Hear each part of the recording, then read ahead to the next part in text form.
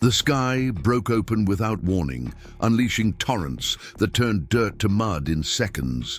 Elizabeth Cooper clutched her youngest son to her chest, his small body burning with fever, despite the drenching rain. Behind her, 4 more children, huddled together under a makeshift canvas, their faces pale with exhaustion and hunger. They had been walking for 2 days now, forced from the only home they'd known by fear disguised as concern, by cruelty masquerading as justice. Ahead lay nothing but unfamiliar wilderness. Behind them, a town that had once welcomed them now closed its doors. As thunder cracked overhead, Beth whispered promises she wasn't sure she could keep. Before we jump back in, tell us where you're tuning in from, and if this story touches you, make sure you're subscribed, because tomorrow I've saved something extra special for you. Then through sheets of rain, she spotted a figure watching from the ridge above, still as stone, dark eyes studying their desperate procession. Their fate hung in the balance of what this stranger might do next. The monsoon had come early. To the Arizona Territory in the summer of 1885, transforming the normally arid landscape into a treacherous maze of flash floods and mudslides. The earth itself seemed to be dissolving beneath Elizabeth Cooper's feet as she urged her children forward along the increasingly dangerous trail. 4-year-old Mark coughed against her shoulder, his small frame racked with chills despite the humid air. The fever hadn't broken in 3 days. "Mama, the twins can't keep up," Emma called from behind, her 12-year-old voice trying to sound steady. Beth turned to see her eldest daughter supporting Abby and Alex, the 7-year-old twins, who normally bubbled with energy, now trudging with heads bowed against the relentless rain. "We need to find shelter," Sam insisted, his 10-year-old, shoulders squared with a determination that broke Beth's heart. He was carrying more than their remaining supplies. He was carrying the weight of being the man of the family since his father's death. Beth swallowed hard, tasting the grit of fear in her mouth. The wagon she'd managed to secure had become hopelessly mired in mud miles back, forcing them to continue on foot with only what they could carry. The medicines for Mark had been left behind in their rush to leave town. Now each step forward seemed an act of blind faith. "There's a ridge ahead," she told them, gesturing with her chin toward the dark outline barely visible through the downpour. "If we can reach higher ground, we'll be safer from the floods." What she didn't say was that she had no idea what lay beyond. The maps she'd hastily purchased ended at the boundaries of settled territory. They were approaching the edges of Navajo land, not hostile according to the treaties, but not welcoming to settlers either. Especially not now, with tensions running high throughout the territory. The events of the past week replayed in her mind as they struggled forward. The town meeting called without her knowledge. Mayor Franklin's carefully measured words about the unfortunate situation and necessary precautions. The doctor's recommendation of quarantine, though her husband, the town's only proper physician before his death, would have scoffed at such superstition. Then the crowd gathering outside their small cabin on the edge of Oak Ridge, not with torches and pitchforks like in some lurid novel, but with something perhaps more frightening. Blank faces and rehearsed sympathy as they informed her the town council had voted. "It's for the best, Mrs. Cooper," the mayor had said, not quite meeting her eyes. "With the railroad redirecting and the mill cutting shifts, we simply can't risk another outbreak. Your husband's methods during the last one remain controversial." "My husband saved half your town," Beth had responded, steel in her voice despite the fear building inside her. "And yet he couldn't save himself," someone murmured from the crowd. "Makes you wonder what he was really doing with those foreign remedies." Sam had stepped forward then, fists clenched at his sides. "My father was a hero." The uncomfortable shuffling of the townspeople told Beth everything she needed to know. They'd already decided. They needed someone to blame for their misfortunes. The economic downturn, the strange illnesses that periodically swept through the region. Her husband had been an outsider with educated ideas and unusual methods. Now his family bore the burden of that suspicion. They'd given her 3 days to leave. 3 days to sell what couldn't be carried, to pack up 6 lives and move them elsewhere.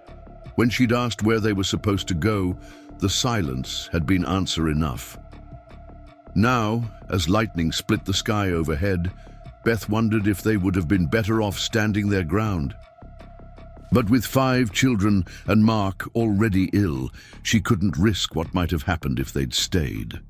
The first rumble was so deep, she felt it through the soles of her worn boots before she heard it. A sound like the earth itself groaning. "Emma, get the twins up the slope! Sam, help her!" Beth shouted, suddenly understanding what was happening. The saturated ground on the hillside above them was giving way.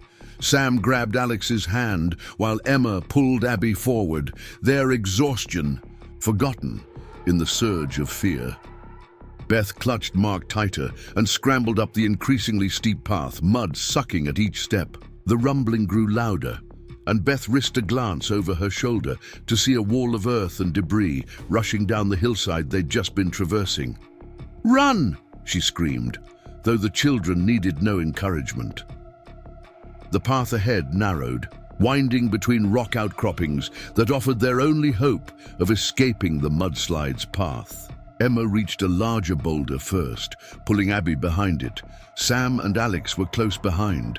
Beth pushed forward with her last reserves of strength, the roar of the mudslide drowning out even the thunder overhead. She wouldn't make it to the boulder. The realization hit her with terrible clarity. "Take him!" she shouted, thrusting Mark toward Emma as she reached the edge of the relative safety zone. Her eldest daughter's eyes widened in understanding and horror, but her arms automatically reached for her youngest brother. Beth felt the edge of the mudslide catch her skirts, yanking her backward with shocking force. She clawed at the earth, searching for purchase as her body was pulled downward.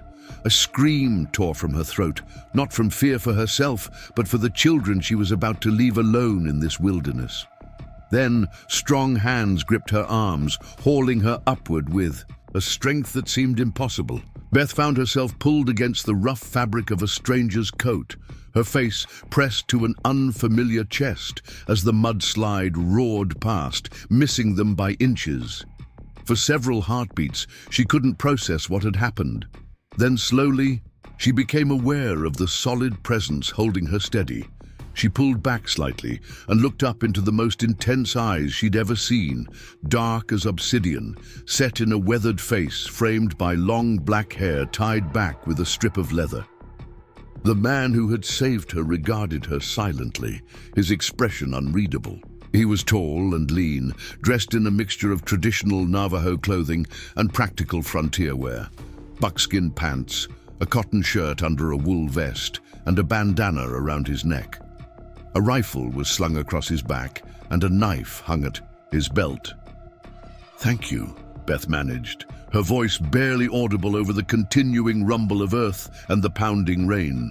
The man inclined his head slightly in acknowledgement, then looked past her to where her children huddled by the boulder, 5 pairs of wide eyes staring at the stranger who had appeared from nowhere to save their mother.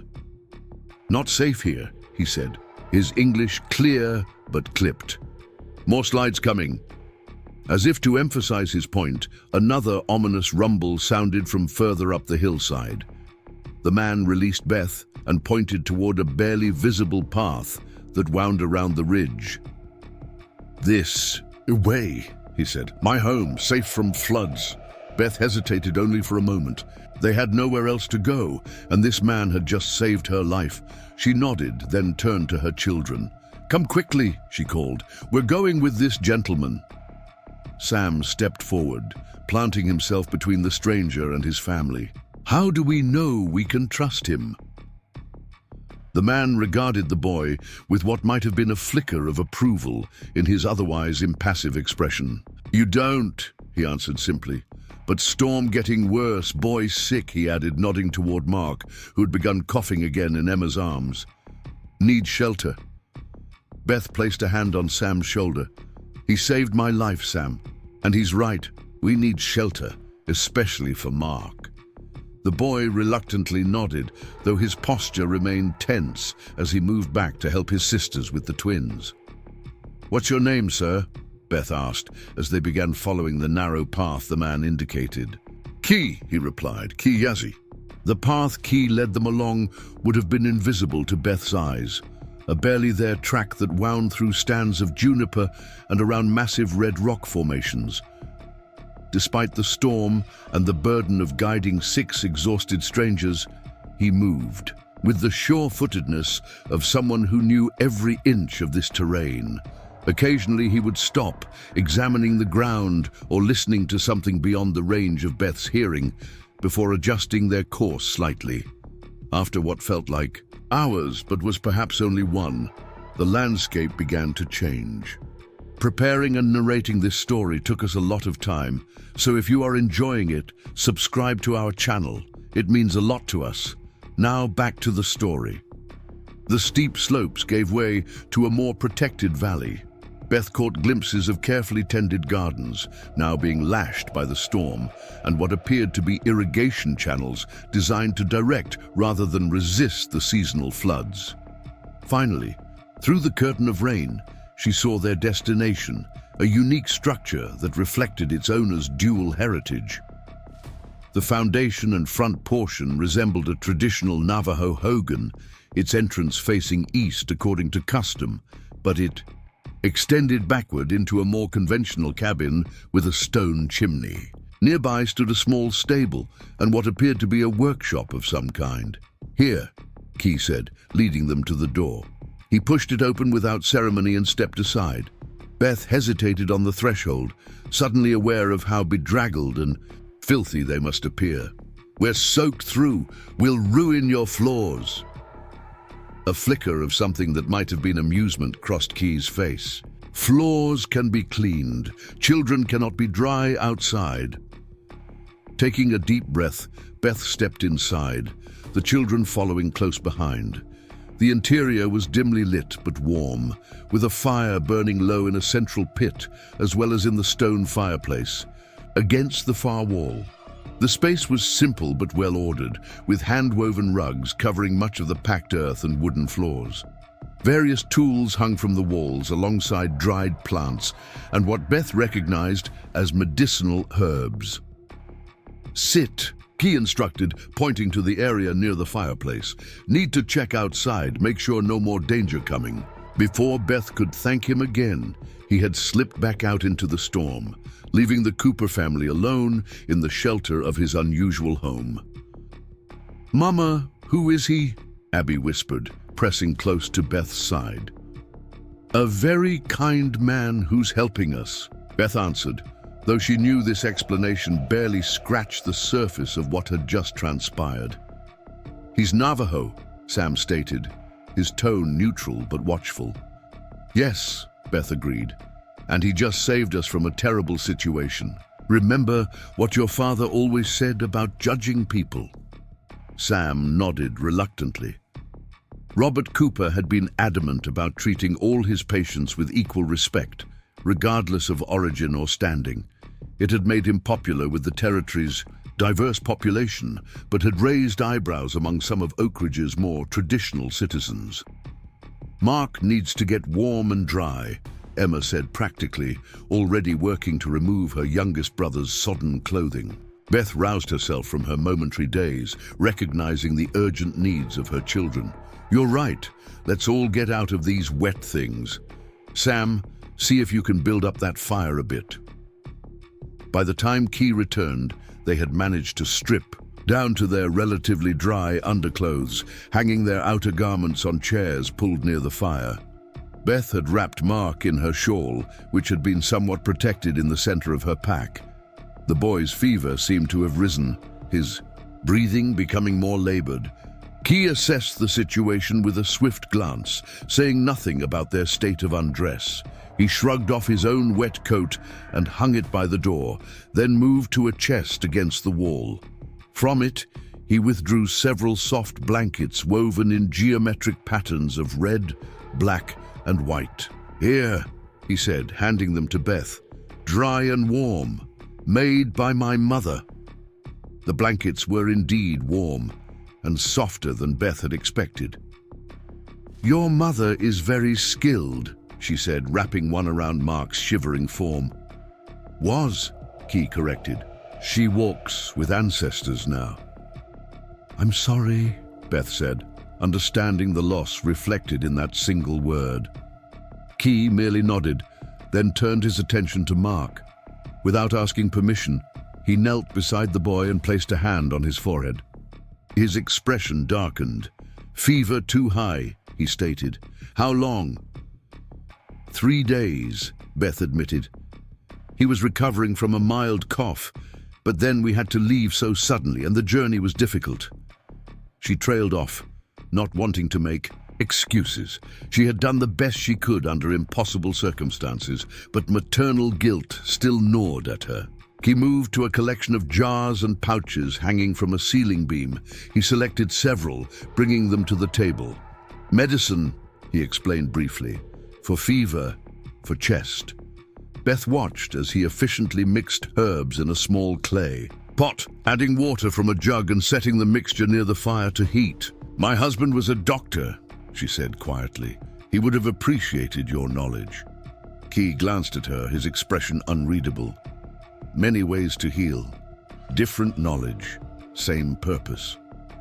While the medicine steeped, he moved to another chest and withdrew clothing, simple garments that Beth realized must be his own. "For now," he said, offering them to her, "until yours dry." Beth hesitated only briefly before accepting. Propriety seemed a distant concern compared to the need for warmth and dry clothing. "Thank you, you've been more than kind already." As they took turns changing behind a woven screen in the corner, Beth became aware of how efficiently Key moved. Around them, maintaining a respectful distance while attending to practical matters. He added wood to both fires, set a larger pot of what smelled like stew to warm, and occasionally checked the storm's progress through the small window. Once they were all dressed in the borrowed clothing, the children swimming in the adult-sized garments but considerably warmer, Key brought the medicinal tea to Mark. "Need to drink," he told the boy directly. "Taste not good. Medicine often isn't, but will help." Mark looked to his mother for reassurance. Beth nodded, and the boy obediently took a sip, making a face at the bitter flavor, but continuing when Key's stern expression didn't waver. Afterward, Key served them all bowls of the stew, a simple but hearty mixture of beans, corn, and what tasted like rabbit. The children ate ravenously, their earlier wariness forgotten in the face of the first hot meal they'd had in days. "Why were you on that path?" Beth finally asked as they finished eating. It seemed so remote. Key considered her question before answering. "Checking trap lines. Storm came early, was heading back." He paused. "Better question. Why were you there? With children? In storm?"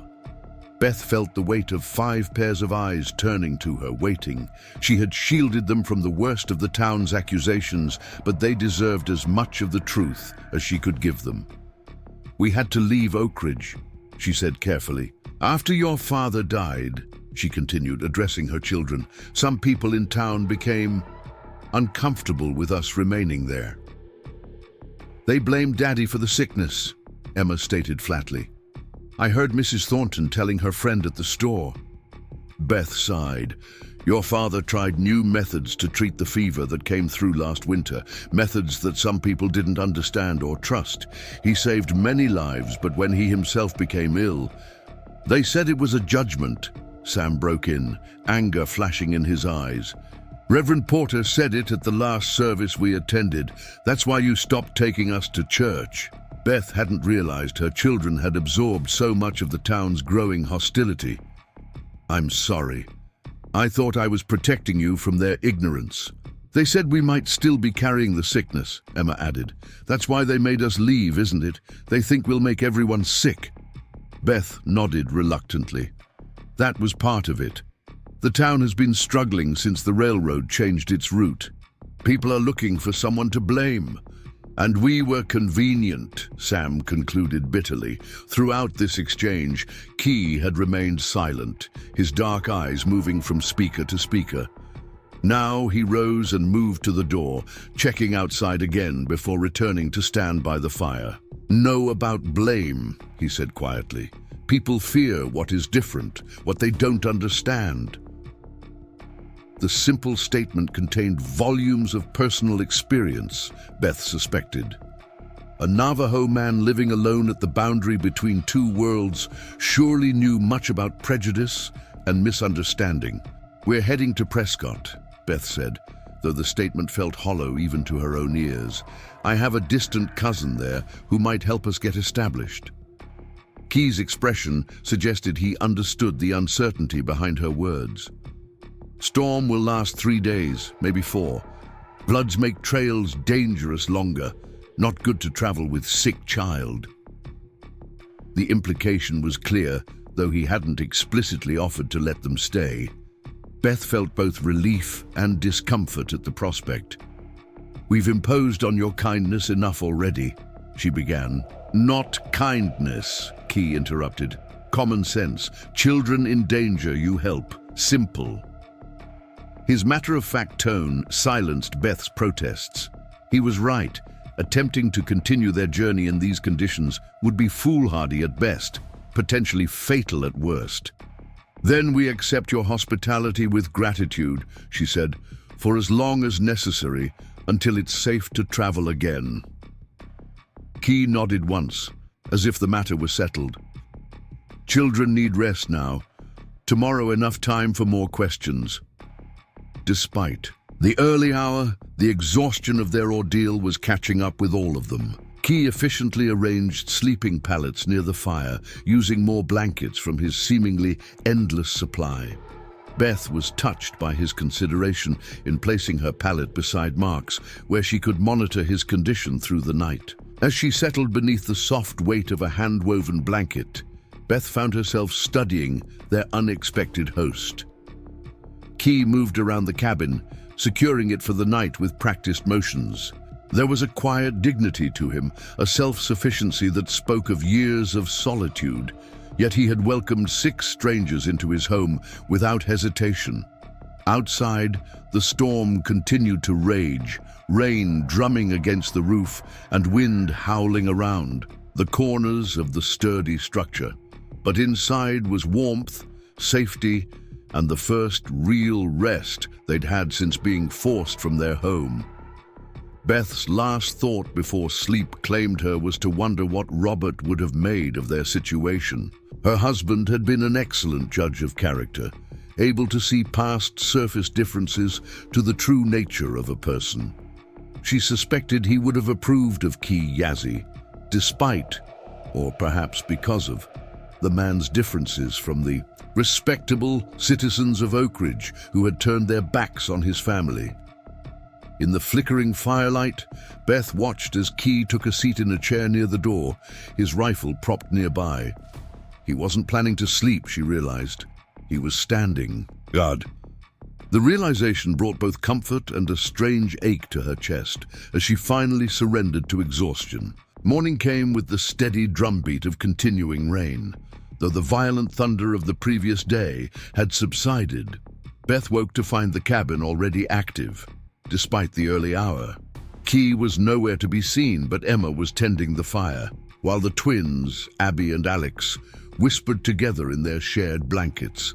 Sam sat near the window, watching the rain with a contemplative expression that made him look far older than his 10 years. Beth's immediate concern was for Mark.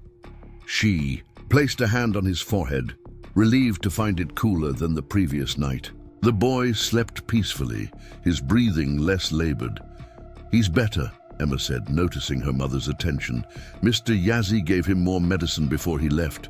He said to let Mark sleep as long as he needs to. Left? Where did he go? Beth asked, sitting up and running a hand through her tangled hair. Checking something about the floods, Sam answered from his post by the window. He said he needed to see if the North Trail was affected. Beth nodded, taking in their surroundings more fully in the grey morning light. The cabin was even more interesting than she had realized the night before.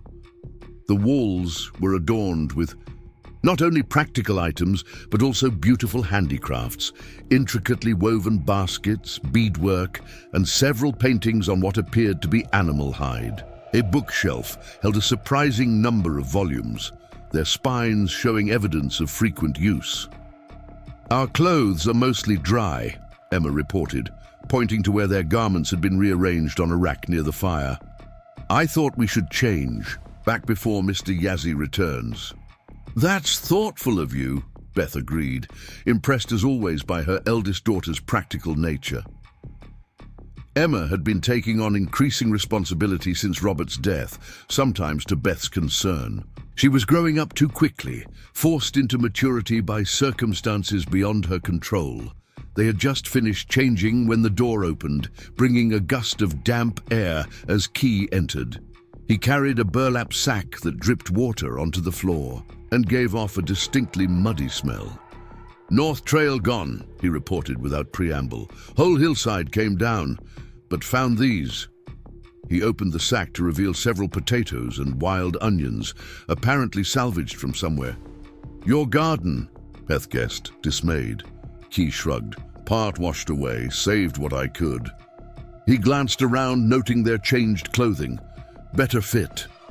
Yes, thank you for the loan, Beth said, and for the medicine for Mark. Emma says you gave him another dose this morning? Key nodded, moving to check on the boy himself. He placed a hand briefly on Mark's forehead, then seemed satisfied with what he found. Fever breaking good. Lungs still need clearing, but heart is strong. The simple assessment matched what Beth herself had observed, but hearing it stated with such confidence brought unexpected relief. She had been carrying the weight of worry alone for so long that sharing it, even with a stranger, lightened her burden considerably. Our clothing is dry enough, she said, straightening her skirt. We won't need to impose on your wardrobe any longer, but we're grateful for everything you've done for us.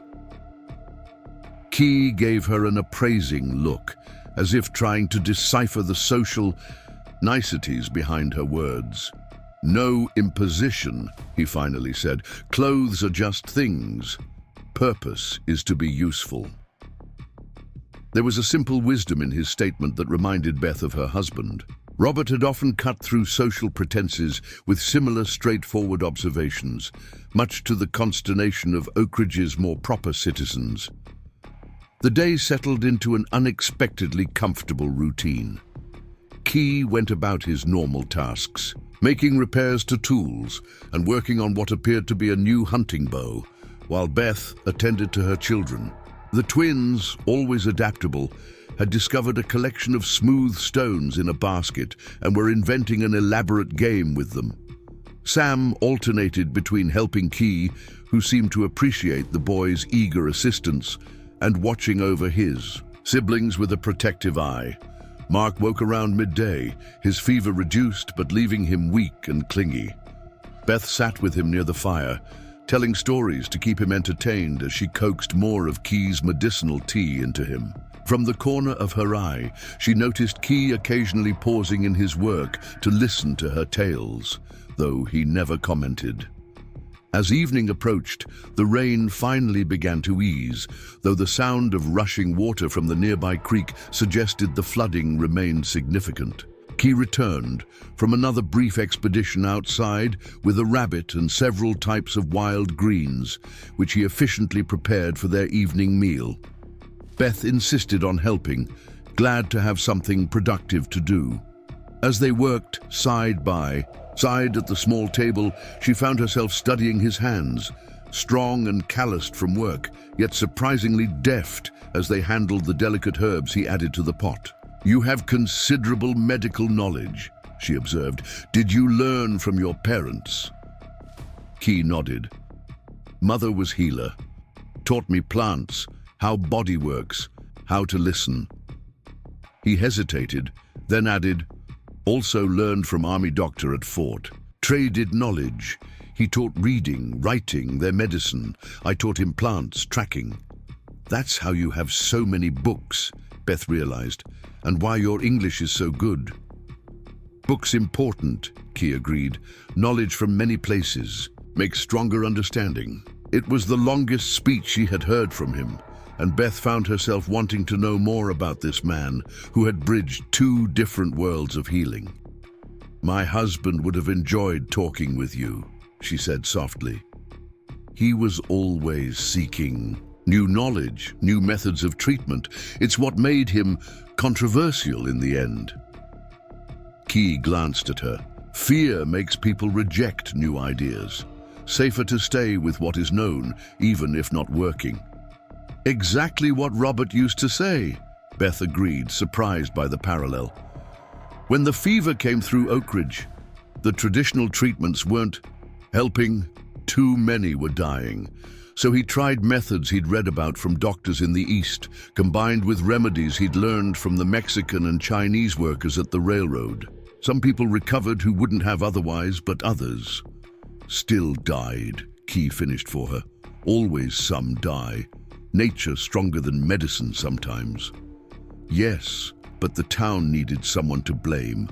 When Robert himself fell ill and died, it confirmed their suspicions that his methods were dangerous. And then, when Mark developed a cough last week, they feared drove you out."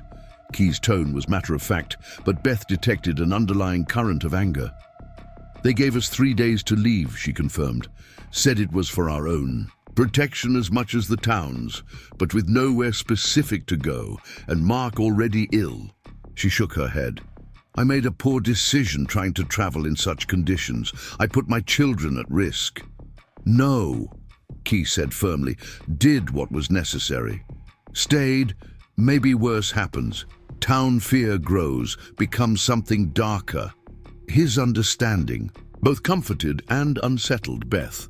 That he could so easily predict how the situation might have deteriorated suggested he had experienced similar treatment. "Have you dealt with such things?" she asked carefully. Key was silent for a long moment, focusing on the task of slicing roots into the pot. Just when Beth thought he wouldn't answer, he spoke. "Was scout for Army 15 years. New land. Could read signs others missed. Saved many soldiers from ambush, from getting lost. Was respected." His knife moved with precise, controlled motions. "Then new commander came. Decided Navajo scout not trustworthy, even with proven record. Said I had divided loyalties." Beth felt her chest tighten at the injustice in his measured words. "What did you do?" "Left. No point staying where trust is gone." He gestured, "Around the cabin. Built this. Live between, not belonging fully to either world, but on own terms." The simple dignity of his response moved Beth deeply.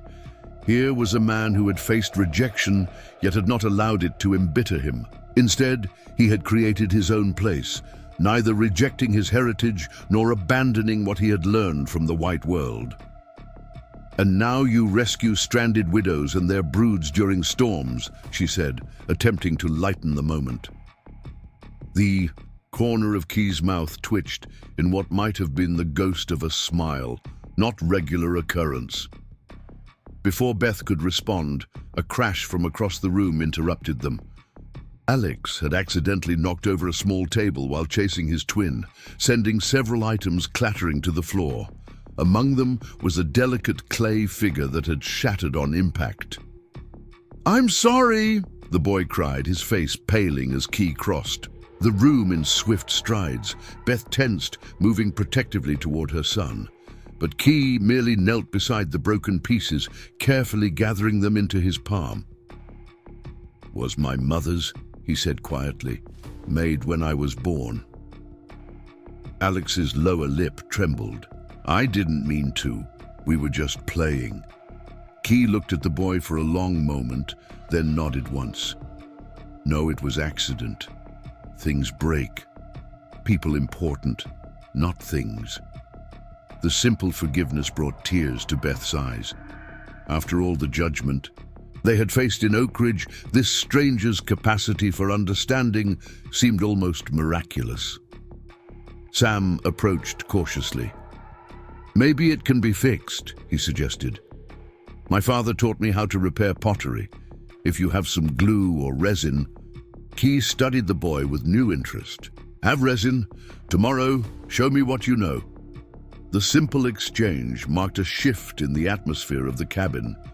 Something in Key's ready forgiveness and acceptance of Sam's offer seemed to dissolve the last of the children's wariness. As they finished preparing and eating the evening meal, the conversation flowed more easily, with even the normally reserved Key occasionally offering brief comments or answering the twins' increasingly bold questions. That night, as the children settled into their makeshift beds, Beth found herself sitting with Key by the fire. Outside, the rain had finally stopped, though the sounds of rushing water still filled the night. How long have you lived here alone? She asked, the question slipping out before she could consider its propriety. Key studied the flames before answering. 8 winters. It must get lonely, Beth observed, then immediately regretted the presumption. I'm sorry, that was intrusive. Truth, not intrusive, Key replied. Yes, sometimes lonely, but quiet has value too. He glanced at the sleeping children. Though noise also has place. Beth smiled at his diplomatic assessment of her boisterous family. They can certainly be noisy, but yes, they keep loneliness at bay. Her smile faded. Or they did, until Robert died. Then there was a different kind of loneliness, even surrounded by them. Key nodded, his expression suggesting he understood exactly what she meant. Loss leaves empty space. Nothing feels exactly right. The simple statement captured precisely what Beth had been feeling for months, but had never managed to articulate so clearly. The conversation lapsed into comfortable silence, broken only by the crackling of the fire and the soft breathing of the sleeping children. Tomorrow I will check trails, Key finally said. See which one's safe enough for travel. Reality crashed back upon Beth with those words. Of course they would need to leave soon. They couldn't impose on this man's hospitality indefinitely, no matter how comfortable the strange interlude had become.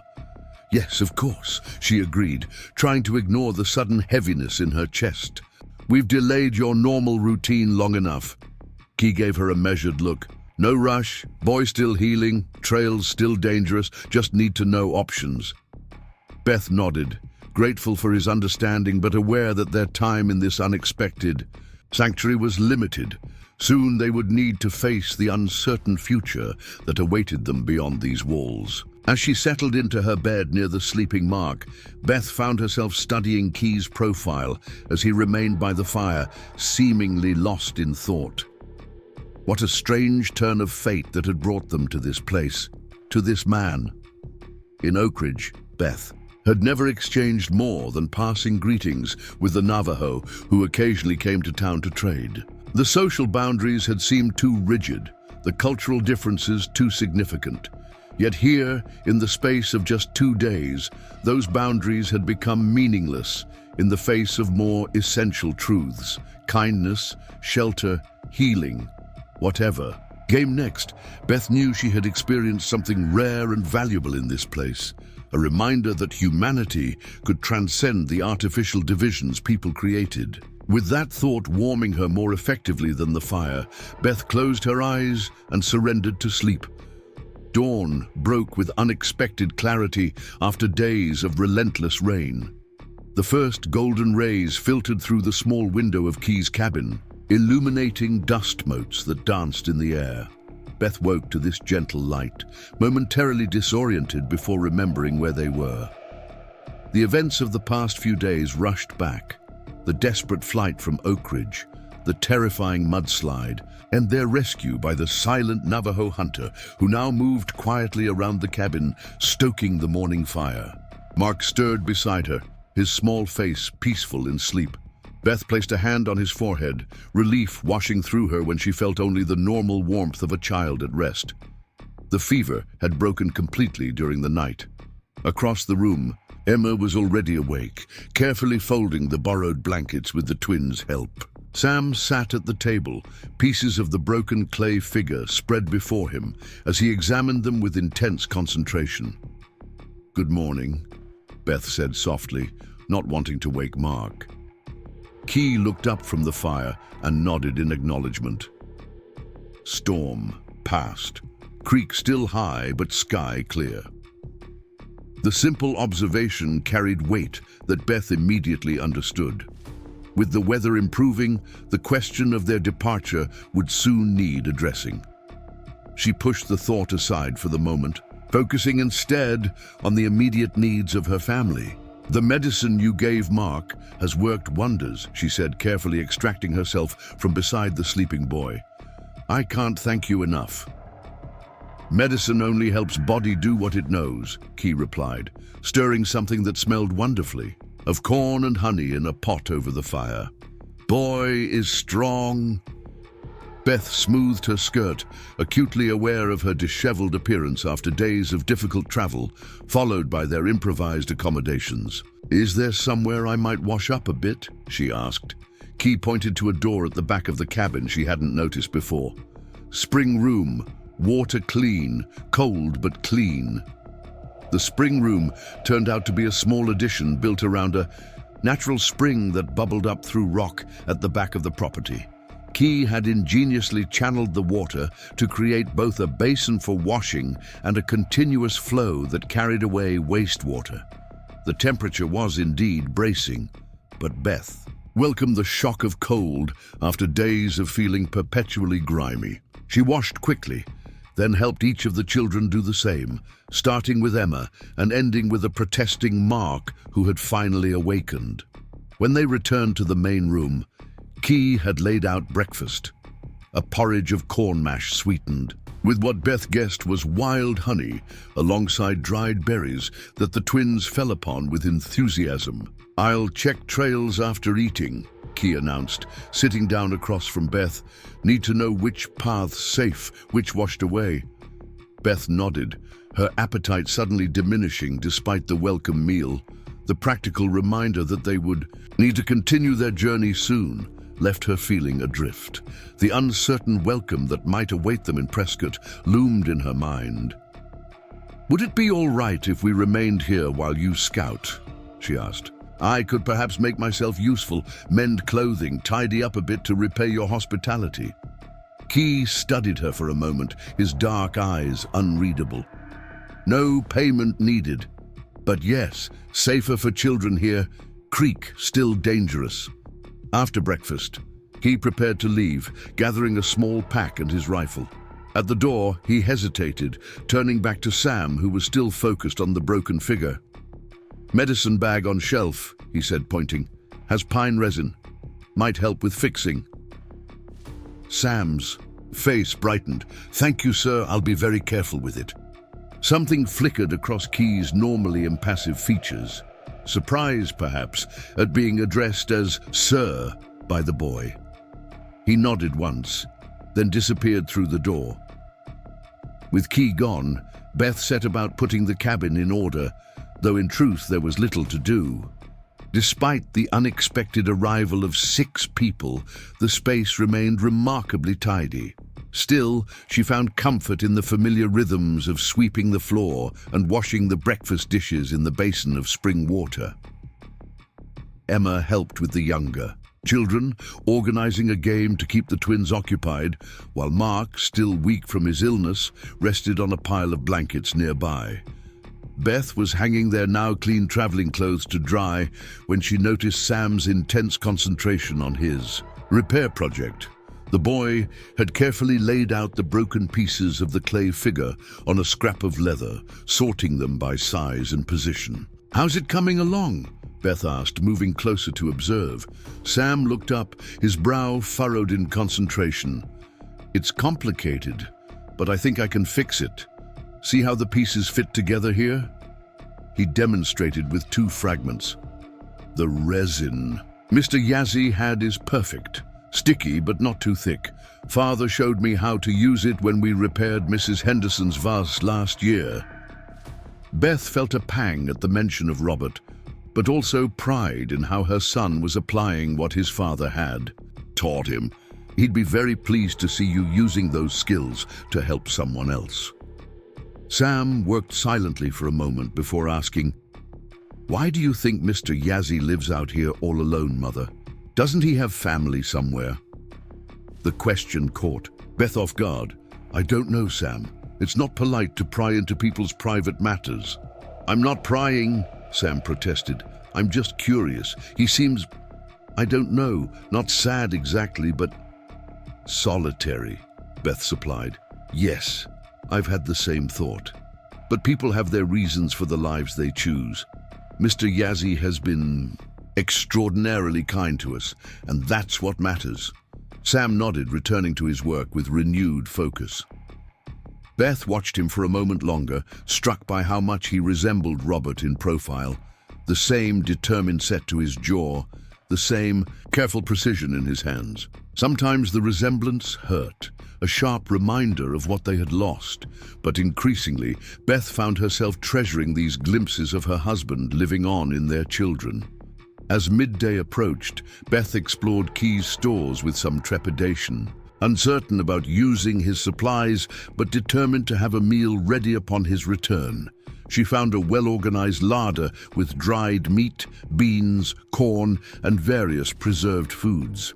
With Emma's help, she prepared a simple stew, adding some of the wild onions Key had salvaged from his flood-damaged garden. The afternoons stretched on with no sign of their host. Beth found herself repeatedly glancing toward the door, a knot of worry building in her stomach. The terrain was treacherous after the storms. What if Key had encountered trouble on the trails? "Mother, look!" Mark called from his place by the window. "Birds!" Beth joined him, smiling at his excitement. A group of ravens had gathered in a juniper tree near the cabin, their glossy black feathers catching the sunlight as they called to one another. "Ravens," she told him. "Very clever birds. Some people believe they carry messages." "What kind of messages?" Mark asked, eyes wide. "Important ones," Beth improvised. "About changes coming, or warnings about danger, or sometimes just reminding people to pay attention to what's happening around them." "Like Mr. Yazzie does?" Mark asked. Innocently, he notices everything. Beth was struck by the comparison. "Yes, I suppose that's right. He does seem to notice everything." "Is he coming back?" Mark's question hit at the heart of Beth's own unspoken worry. "Of course he is," she assured him with more confidence than she felt. "This is his home."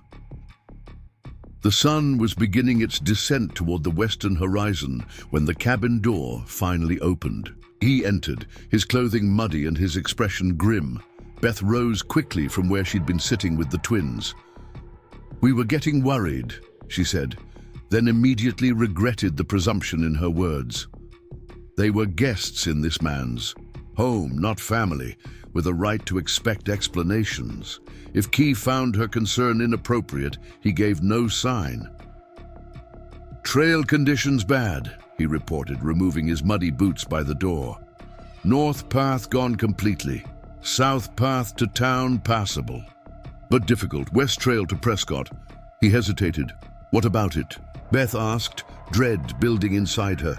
"Bridge washed out, creek too high to cross, would need to go south, then west, much longer journey." The implications were clear, and Beth felt her carefully constructed plans crumbling. With Mark only, just recovering and their supplies limited, a significantly longer journey would be dangerous. "The food is ready," she said, falling back on practicality to mask her dismay. "You must be hungry after being out all day." Key nodded, moving to wash his hands in the basin. As he did, Sam approached hesitantly, holding something carefully, wrapped in a cloth. "Mr. Yazzie, I finished fixing it," the boy said, his voice uncertain. "I hope it's all right." Key dried his hands before accepting the bundle. With careful movements, he unwrapped the cloth to reveal the clay figure, now painstakingly reassembled. The cracks were visible but clean, the pieces fitted together with remarkable precision given the tools available.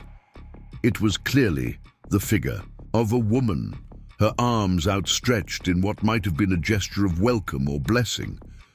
For a long moment, Key said nothing, simply turning the figure in his hands. Beth worried that Sam's repair wasn't satisfactory, but then she caught sight of Key's expression. Something had softened in his normally impassive features, a brief glimpse of emotion quickly masked. "Good work," he said finally, his voice slightly rougher than usual.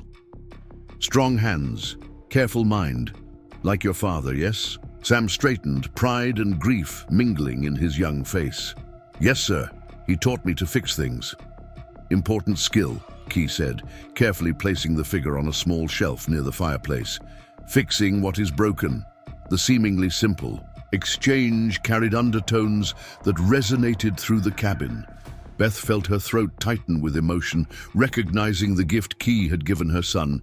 Not just the opportunity to be useful, but the acknowledgement of his connection to his father, the validation of skills passed from parent to child.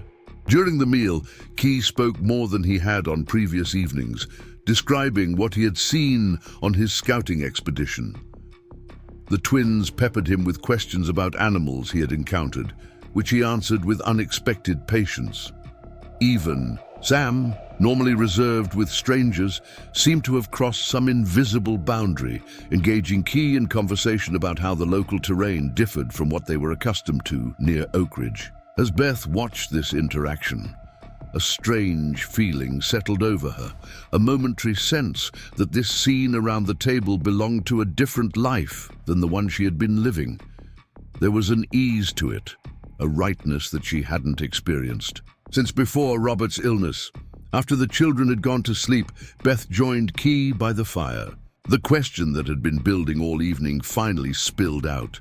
"What would you advise? About our journey, I mean." Key stared into the flames before answering. "Not safe yet. Creek will take time to lower. Boy still needs strength." Gus glanced at her. "No rush to leave." "We can't impose on you indefinitely," Beth protested weakly.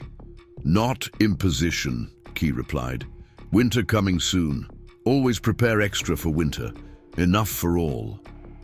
The casual offer of extended hospitality should have reassured Beth, but instead it left her feeling more uncertain.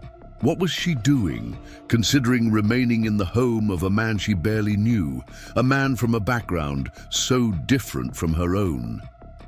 Yet the alternative, pressing on toward Prescott with its uncertain welcome, seemed increasingly daunting. "I don't know what's best anymore," Beth admitted, the confession painful but necessary. "When we left Oak Ridge, I thought I had a plan. Now, I'm not so sure." "Plans change," Key said simply. "River changes course after flood, finds new path." Beth smiled despite herself. "Is that Navajo wisdom?" The corner of Key's mouth twitched in what might have been amusement. Just watching nature teaches most things worth knowing. They sat in comfortable silence, the fire crackling between them. Beth found her thoughts drifting to Robert, wondering what he would think of their current situation. He had always been pragmatic, valuing safety and common sense over social conventions. Would he understand the choice she was considering? "Your husband," Key said suddenly, as if reading her thoughts. "What kind of man?" The direct question startled Beth, but she found herself answering honestly. "Kind, brilliant in his way, stubborn when he believed he was right. He came west because he wanted to practice medicine where it was needed most, not just where it was most profitable." She smiled at the memory. He believed in seeing people as they were, not as others labeled them. It's what made him both beloved and controversial in Oak Ridge. Key nodded, as if her description confirmed something he had already guessed. Man of vision, rare quality. Yes, Beth agreed softly. That's exactly what he was. Children have his eyes, Key observed. Same way of looking. Beth felt warmth spread through her chest at this insight from a man who noticed so much yet said so little. Sam, especially. Sometimes it's like seeing Robert in miniature. Good legacy, Key said. Children who carry what matters. The simple statement comforted Beth in a way that all the formal condolences and polite sympathy in Oak Ridge had failed to do. Here was someone who understood that legacy was not about property or possessions, but about the essence of a person, living on in those they left behind. What about your legacy? She asked impulsively. Have you no family to share this place with? As soon as the words left her mouth, Beth regretted their intrusiveness. But Key seemed unperturbed by the personal question. Had wife once, he said after a pause. Early days as scout. Apache raid on settlement where she worked. Many died. His voice remained steady, but Beth could sense the old pain beneath the simple account. No children. I'm sorry, Beth said, the inadequate words all she could offer in the face of his loss. Key nodded in acknowledgement. Long time ago now. Built different life. He gestured around the cabin. Not what I planned, but good in its way. The conversation lapsed into silence, but it was a companionable quiet filled with unspoken understanding. Outside, an owl called into the night, its haunting cry carrying clearly through the stillness. Owl says change coming, Key remarked, his tone matter-of-fact rather than mystical. Beth raised an eyebrow. Do you believe animals bring messages? They know things we forget how to know, Key answered. Worth listening. Beth thought of the ravens earlier that day, and Mark's innocent comparison between their watchfulness and Key's own observant nature. My husband would have appreciated that perspective. He always said we'd lost connection to the natural world, living in towns with our rigid ideas of how things should be. Wise man, Key said, then after a pause, miss him still. It wasn't a question, but Beth answered anyway. Every day, but differently now than at first. Initially, it was like a hole had opened up in the world, swallowing everything familiar. Now, it's more like carrying something precious but heavy. Always there, but I've grown stronger with it. Nushi, Key's dark eyes reflected the firelight as he considered her words. Good way to describe. Loss changes shape, not weight. Beth was struck once again by how this quiet man could distill complex emotions into such simple, profound truths.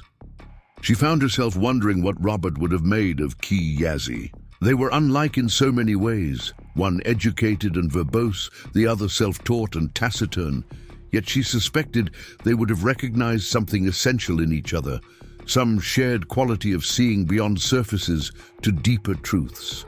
We should stay, Beth said suddenly, the decision crystallizing even as she spoke it, at least until the trails are safer and Mark is fully recovered, if you're certain we're not imposing too much. Certain, Key confirmed. Winter preparations need many hands anyway. Children can help, learn.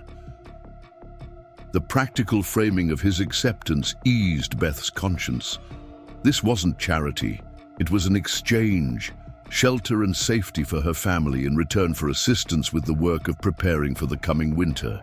She could accept that with dignity. Then it's settled, she said, feeling a weight lift from her shoulders. We'll stay until conditions improve for travel. Key nodded once, the matter decided. But as Beth prepared for sleep that night, she wondered if she had just made a decision that would alter the course of all their lives in ways she couldn't yet imagine. The next morning dawned clear and cool, with a hint of autumn crispness in the air. Beth woke early, determined to establish a routine that would allow her family to contribute meaningfully to the household. She found Key already outside, assessing the damage to his garden plots. "What can I do to help?" she asked, pulling her shawl more tightly around her shoulders against the morning chill. Key straightened from examining a row of partially submerged vegetables. "Garden needs clearing. Salvage what survived. Prepare ground for next planting." Beth nodded, grateful for the concrete task. "I can handle that. The children can help, too, once they're awake."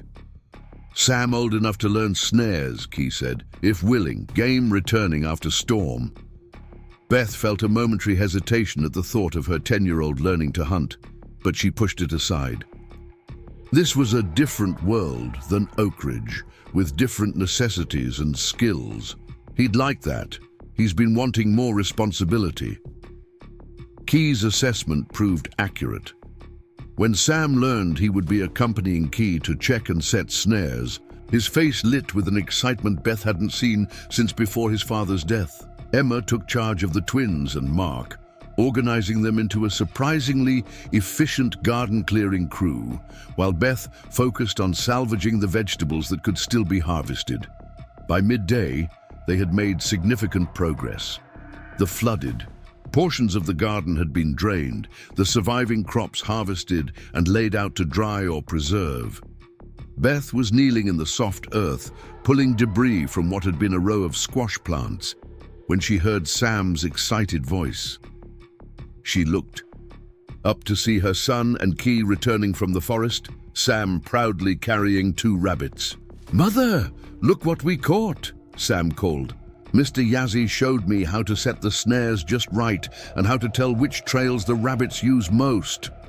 Beth smiled at his enthusiasm, noting the animated way he gestured and the flush of accomplishment on his cheeks. Key walked beside him, his expression typically reserved, but Beth thought she detected a hint of satisfaction in the way he nodded at Sam's explanation. "That's wonderful," she said, rising and brushing soil from her skirts. "Those will make an excellent stew."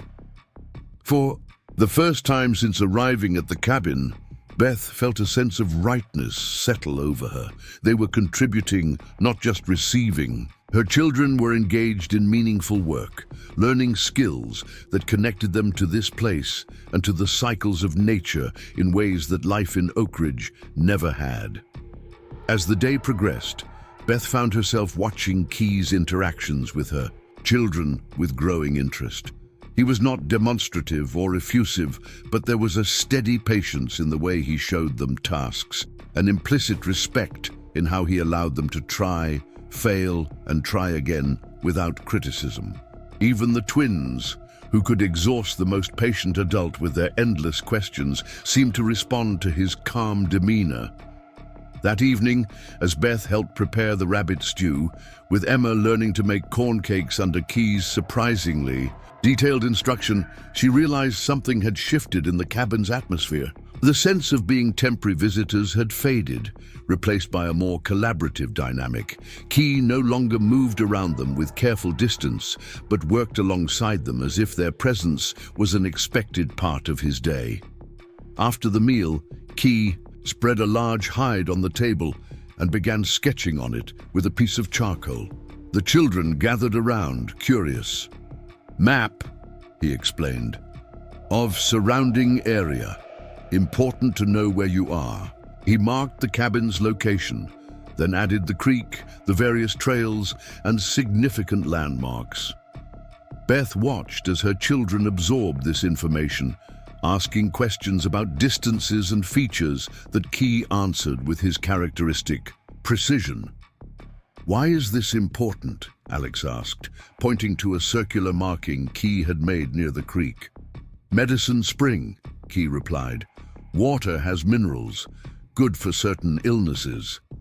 "Like what my husband used to prescribe," Beth remarked, remembering Robert's interest in natural mineral sources. Key nodded. "Similar. Nature provides remedies if nowhere to look." "Father used to say that too," Emma said softly. "He collected plants from all around Oak Ridge. had them dried and labeled in his office. "Wise practice," Key said. "Should continue. Many healing plants here can show you." The simple offer seemed to touch Emma deeply. Beth saw her daughter straighten slightly, a sense of purpose entering her expression. "I'd like that. Father was teaching me before." "Then we'll teach you here," Key said, as if it were the most natural thing in the world to assume responsibility for continuing a dead man's teachings. Beth felt a complex emotion well up within her. Gratitude mingled with a bittersweet awareness of how much Robert was missing.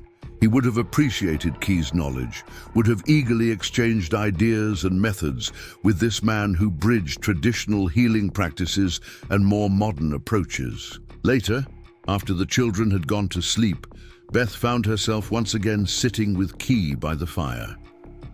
The moment had become a quiet ritual, a space for adult conversation after the busy activity of the day. "Thank you for including the children. Today," she said, "especially Sam, he's needed something like this, a purpose, a way to feel useful." "Boy has good instincts," Key replied. "Pays attention, important quality." "He's been struggling since his father died," Beth admitted, "trying to be the man of the family when he's still just a child. It's been hard to watch." "Natural," Key observed, "but needs guidance, balance between child and growing responsibility." Beth nodded, grateful for his understanding.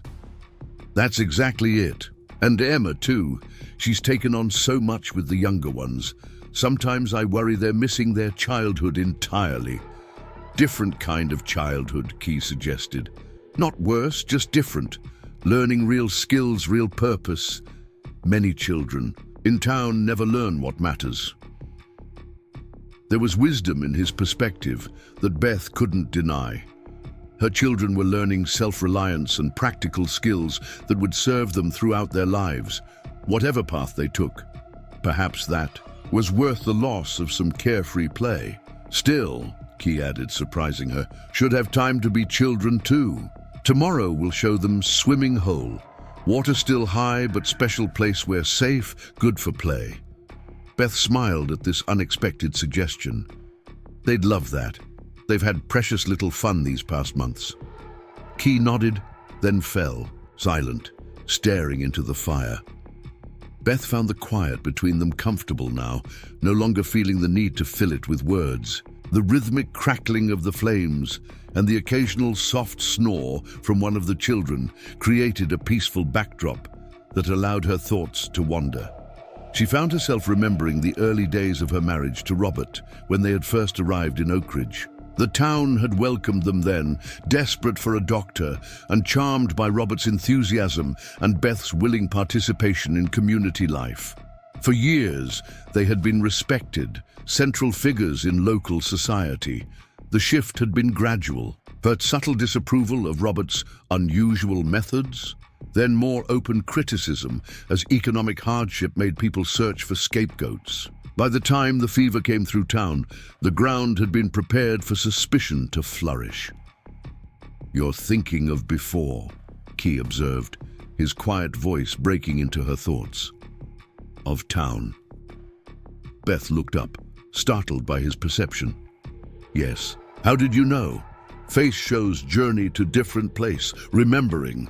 "Face shows journey to different place, remembering." She smiled faintly. "You miss very little, Mr. Yazzie." "Key," he corrected gently. "If staying, should use name."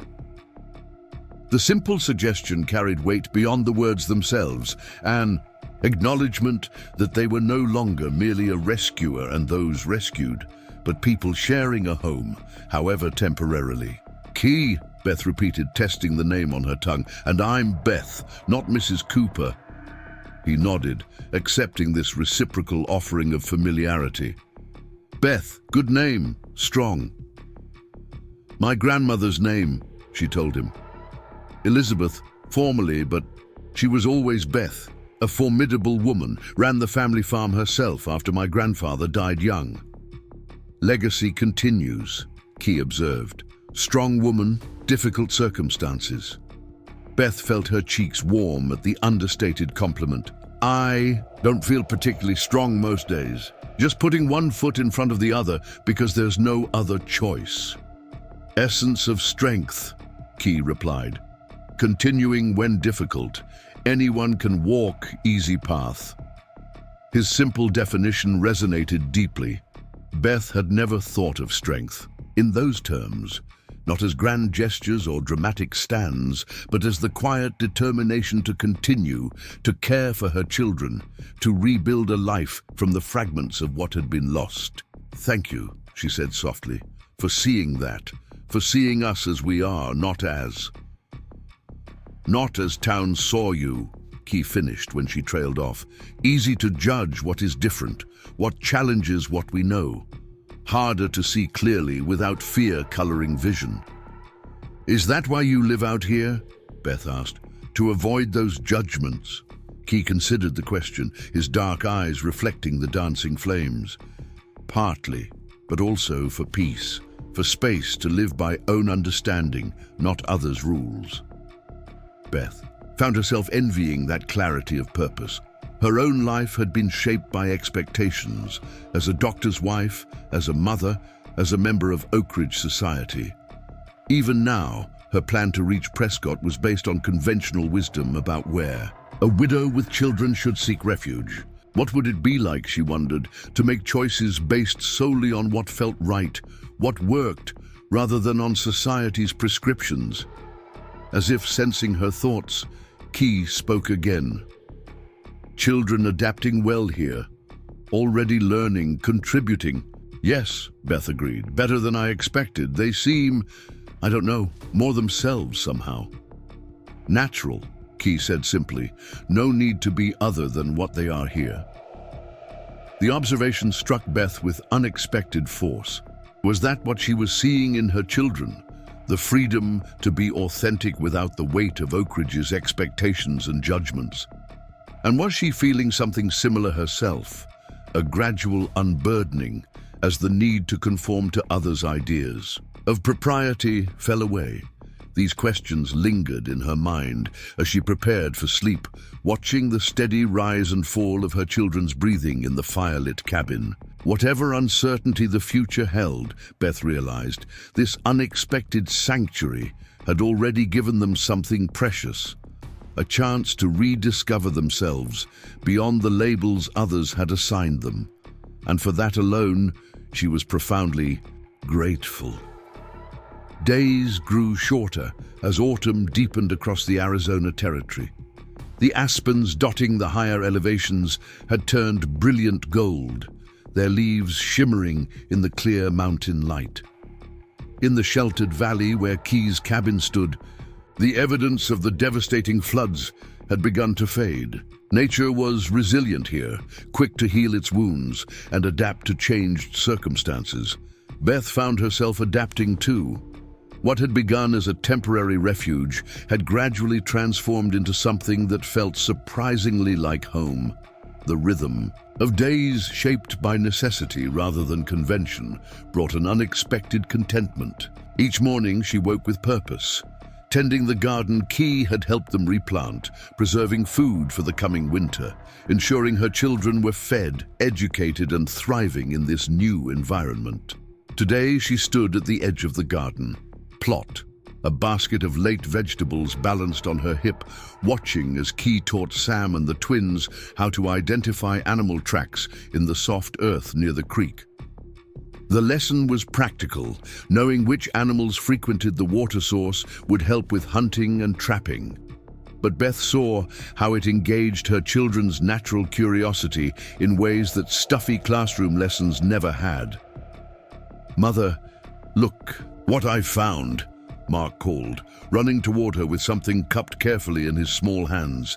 His cheeks were flushed with health and excitement, no trace remaining of the illness that had nearly claimed him during their flight from Oak Ridge. Beth set down her basket and knelt to his level.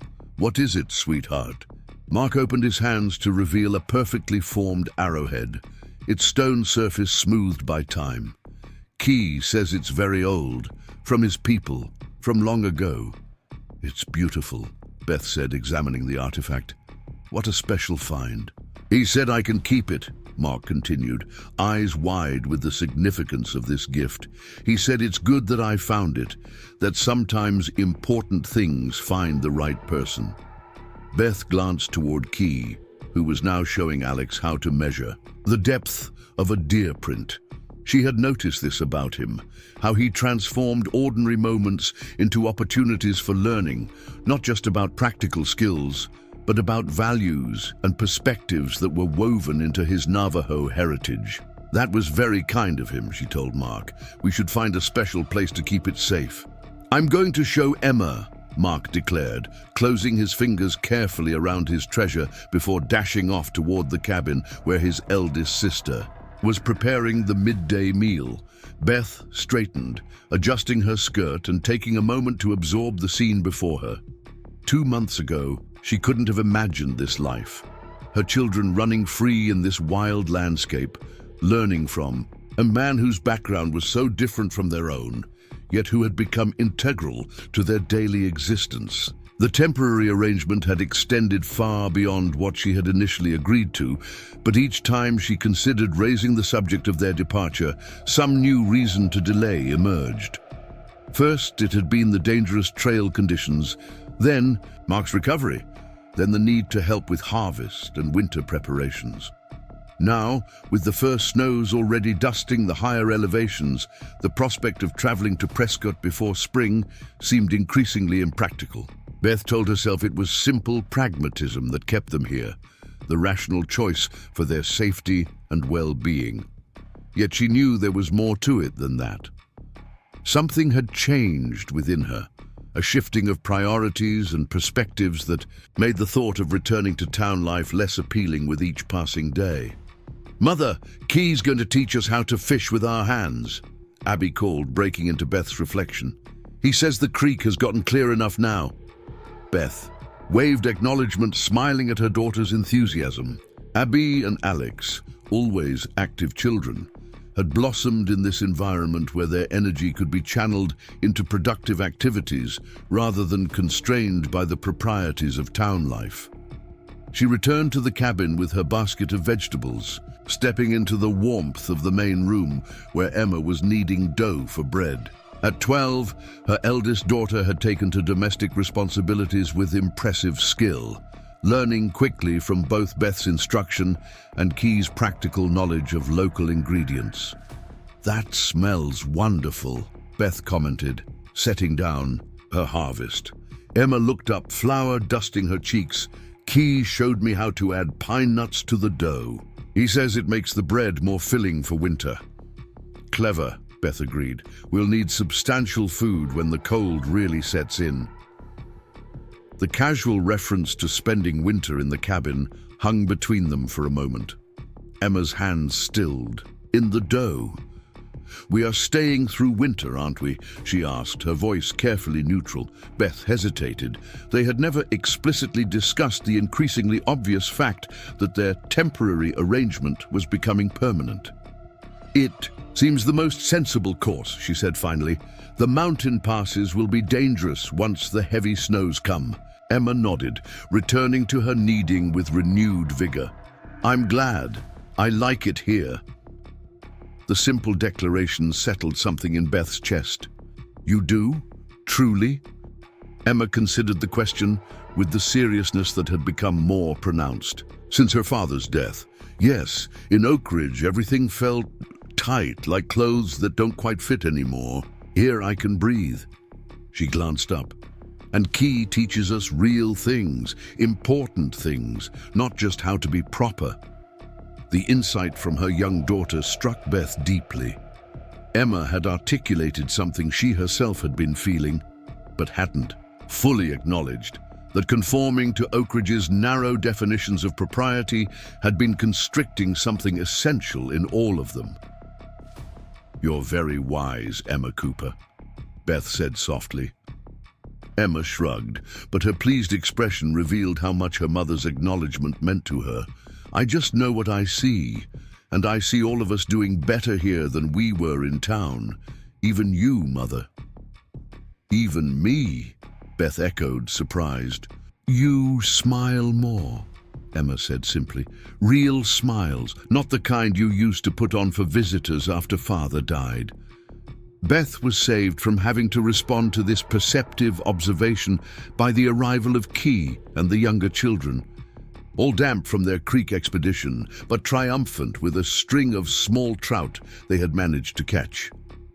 "Look, Mother!" Sam called, holding up their catch with pride. "Key showed us how to feel for them under the banks where they hide." "Impressive," Beth acknowledged, grateful for the distraction from Emma's uncomfortably accurate observations. "Those will make an excellent addition to our supper." Key moved to the fireplace, adding wood to build up the flames. Though he rarely initiated conversation, Beth had noticed he seemed more at ease with their presence now, his natural reserve softening as the weeks passed. "Snow coming tonight," he remarked, glancing toward the window where the afternoon light had taken on the particular quality that often preceded weather changes. First real storm of season. Beth followed his gaze. The sky remained blue, but there was a heaviness to the air, a stillness that suggested he was right. She had come to trust his predictions about such things, having seen how attuned he was to the subtle shifts in nature that heralded changing conditions. "Should we bring in extra firewood?" she asked. Key nodded. "Good idea. Sam can help." Her son straightened at being included in the adult preparations, and Beth felt a surge of gratitude for how Key consistently found ways to nurture Sam's growing sense of responsibility without burdening him with adult worries. The afternoon passed in comfortable industry as they prepared for the coming storm. The younger children helped Beth rearrange the sleeping areas, creating a cozier arrangement near the central fireplace. The cabin had evolved over the weeks to accommodate their presence more permanently. Partitioned sleeping spaces created with hanging blankets, storage areas for their few possessions, even a small desk fashioned by Key, where Emma and the twins practiced their letters each day. By evening, the first snowflakes were beginning to fall, swirling past the window in the gathering darkness. Inside, the cabin was warm with firelight and the rich aroma of fish stew simmering in the iron pot. They ate together at the sturdy table, a practice that had become their nightly ritual. The conversation flowed easily now, the children sharing discoveries from their day, Key occasionally offering quiet observations or corrections to their understanding. "Will you tell us a story tonight?" Mark asked as they finished eating. "One of the special ones?" Beth glanced at Key, curious about his response. Over the weeks, he had occasionally shared Navajo stories with the children, teaching tales. That explained natural phenomena or imparted values important to his culture. She had been struck by how closely these stories often aligned with the moral lessons she had tried to instill in her children, though the imagery and approach were so different from the Bible stories and moral fables common in Oak Ridge. He considered Mark's request, then nodded. "Good night for Coyote's story about winter's coming." The children helped clear the table with unusual speed, eager for the promised tale. Even Sam, who sometimes affected teenage disinterest in such childish activities, settled on his pallet by the fire without prompting. Beth took her usual place, picking up the mending she had set aside earlier. Though she focused on her needle and thread, she found herself just as captivated as her children when Key began speaking. His storytelling voice differed from his everyday speech, richer, more rhythmic, drawing listeners into the world he created with words. "Long ago, when the world was newer than now," he began, "Coyote noticed the days growing shorter and the air turning cold. Being clever, but sometimes foolish, Coyote decided he did not want winter to come. The tale unfolded of how Coyote tried to trick winter into staying away, only to discover that the seasons each had their necessary place, bringing gifts that might appear as hardships, but ultimately strengthened all living things." Beth found herself reflecting on the wisdom embedded in the simple story, how change, even difficult change, often brought unexpected benefits if one was patient enough to discover them. When Key finished, the cabin was quiet except for the crackling of the fire and the increasingly insistent wind outside. Mark had fallen asleep against Emma's shoulder, and even the twins' perpetual energy had settled into drowsy contemplation. "Time for sleep," Beth said softly. "Tomorrow will bring new adventures with the snow." There was minimal protest as the children prepared for bed, arranging themselves in their now customary places. Beth tucked blankets around Mark, brushing the hair from his forehead with a tender gesture. When she looked up, she found Key watching her, his expression thoughtful in the firelight. Later, after the children were asleep and the fire had been banked for the night, Beth joined Key at the small table where he was working on repairing a set of snowshoes, preparation for the winter months ahead. "The children loved your story," she said, keeping her voice low to avoid disturbing the sleeping forms nearby. Key nodded, his hands continuing their practiced movements with sinew and wood. "Stories important. Teach without teaching. Stay in mind when needed." "Like your story tonight," Beth observed, "about accepting change rather than fighting it." His dark eyes flickered to her face, and Beth had the distinct impression he was assessing whether she had understood the deeper implications of the tale. "Yes. Fighting change that must come wastes strength. Better to find its purpose, its gift." "I've been thinking about that," Beth admitted, "about change and purpose." She hesitated, then continued, "When we first came here, I saw it as temporary. A pause before continuing on the path I thought we should take, to Prescott, to my cousin, to what seemed like the proper course for a widow with children." Key's hands stilled on his work, though his expression remained neutral, waiting. "But I'm beginning to wonder if that was my own version of Coyote's mistake, trying to follow a path that no longer makes sense, simply because it's what I thought should happen next." "What does make sense now?" Key asked, the direct question typical of his approach. Beth took a deep breath. "I'm not entirely sure, but I know my children are thriving here in ways they weren't in Oak Ridge. They're learning practical skills, connecting with nature, developing confidence. And she paused, finding it harder to articulate her own transformation. "I feel more useful, more capable than I have since Robert died.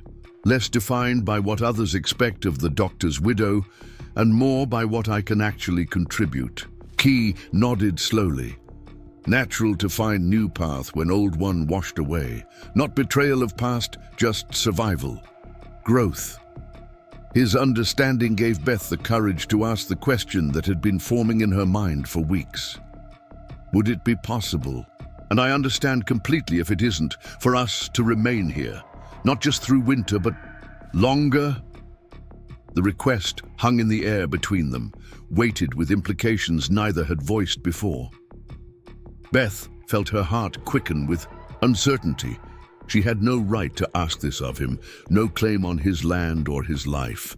Yet something told her it was the right path, not just for her children, but for herself as well. Key was silent for a long moment, his dark eyes unreadable in the dim light. Then he set aside his work and turned to face her fully. "Land has space," he said finally. "Cabin can grow. Winter good time for planning, for thinking of future." It wasn't a direct answer, but Beth understood the meaning behind his measured words. He was open to the possibility, willing to consider a more permanent arrangement once they had weathered the immediate challenges of the coming winter.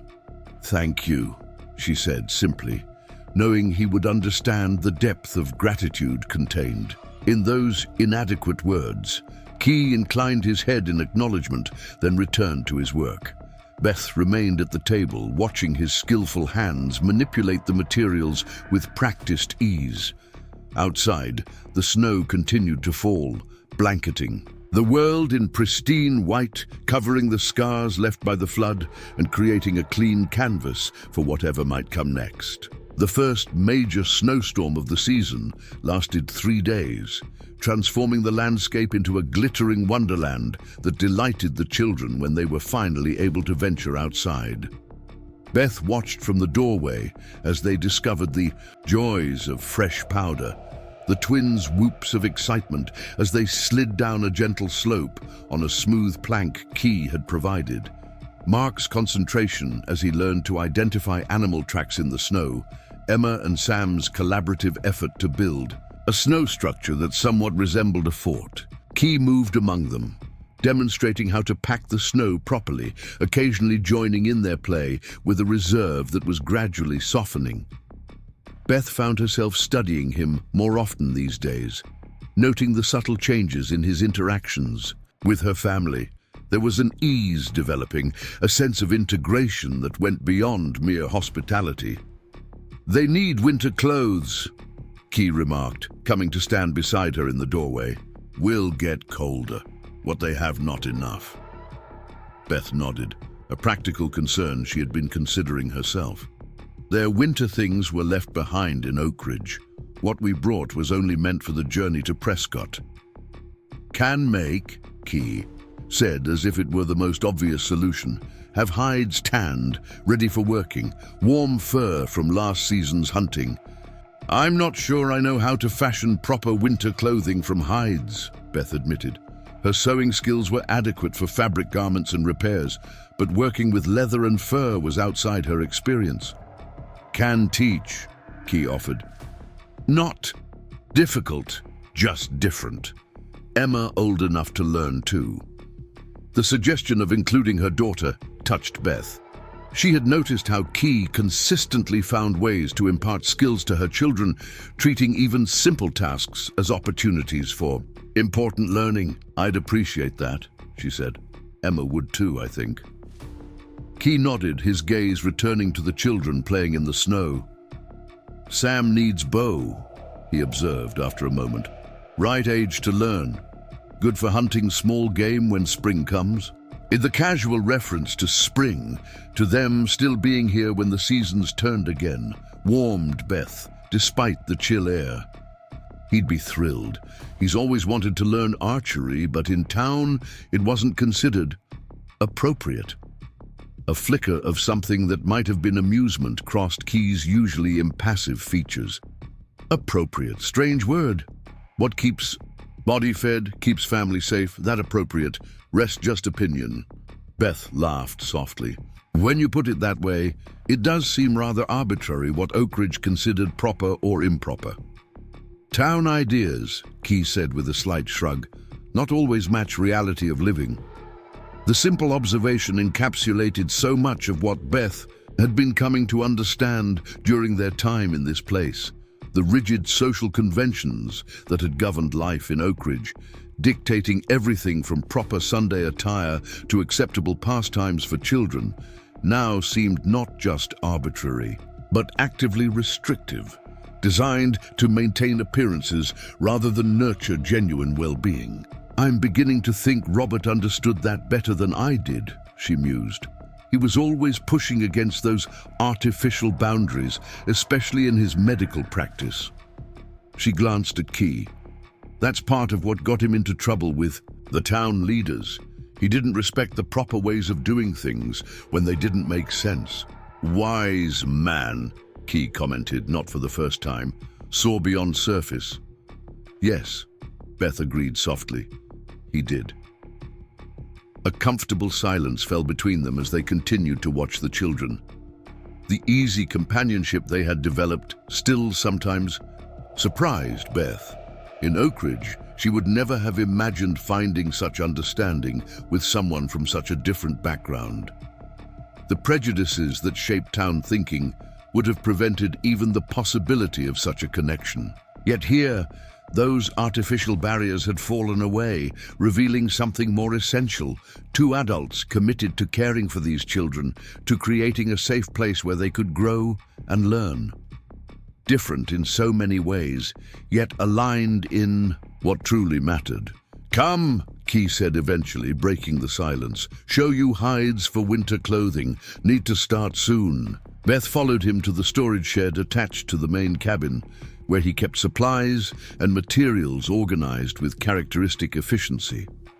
The interior was cool, but not unpleasantly so, filled with the rich scent of tanned leather and dried herbs hanging from the rafters. Key pulled several prepared hides from a shelf, spreading them on a work table for her inspection. "Deer good for outer layers," he explained. "Soft, strong, rabbit fur for lining, for warmth." Beth ran her fingers over the materials, appreciating their quality and the skill evident in their preparation. "These are beautiful. I'd hate to ruin them with my inexperience." "Won't ruin," Key assured her. "I guide you through first pieces. Learn by doing." His confidence bolstered hers, as it often did when he introduced new skills. Beth had discovered that beneath his quiet exterior was a natural teacher, patient, observant, able to break complex tasks into manageable steps. "When do we start?" she asked. "Today, good," he replied. "While children play in snow, measurements first, then cutting patterns." The afternoon passed in focused work as Key taught Beth the basics of creating clothing from hides. His teaching method was largely demonstrative, showing rather than explaining, guiding her hands when necessary, stepping back when she grasped a concept. By evening, they had rough patterns cut for winter leggings for each child, with Beth feeling a tentative confidence in her ability to assemble them. As they worked, conversation flowed more easily than it once had. Beth found herself sharing stories of her life before Oak Ridge, her childhood on a small farm in Missouri, her courtship with Robert, their decision to move west where doctors were desperately needed. Key listened attentively, occasionally asking questions that revealed his interest in understanding her path. In turn, he shared more of his own history than he had previously. His early years in a traditional Navajo community, his time as a scout for the army, his gradual accumulation of knowledge from both cultures that had eventually led him to establish this place, neither fully in one world nor the other. "Wasn't easy at first," he admitted as they packed away. "The day's work. To live between, both sides suspicious, neither fully accepting. Yet you've created something remarkable here," Beth observed, gesturing around them. "Self-sufficient, peaceful, harmonious with the land. It seems like the best of both worlds rather than belonging to neither." He considered this perspective, his expression thoughtful. "Never saw that way before. Interesting view." "It's true, though," Beth insisted. "You've taken practical knowledge from both traditions and created something that works beautifully. The irrigation system that saved your garden during the floods, that combines Navajo understanding of water flow with techniques I recognize from agricultural journals Robert used to read." A flash of something that might have been pleased surprise crossed Key's face at her observation. "Notice much," he commented. "I've had time to see how things work here," Beth replied, "and it's impressive. You should be proud of what you've built." Key seemed slightly uncomfortable with the direct praise, redirecting the conversation with practiced ease. "Getting dark. Children need warming up. Food after play."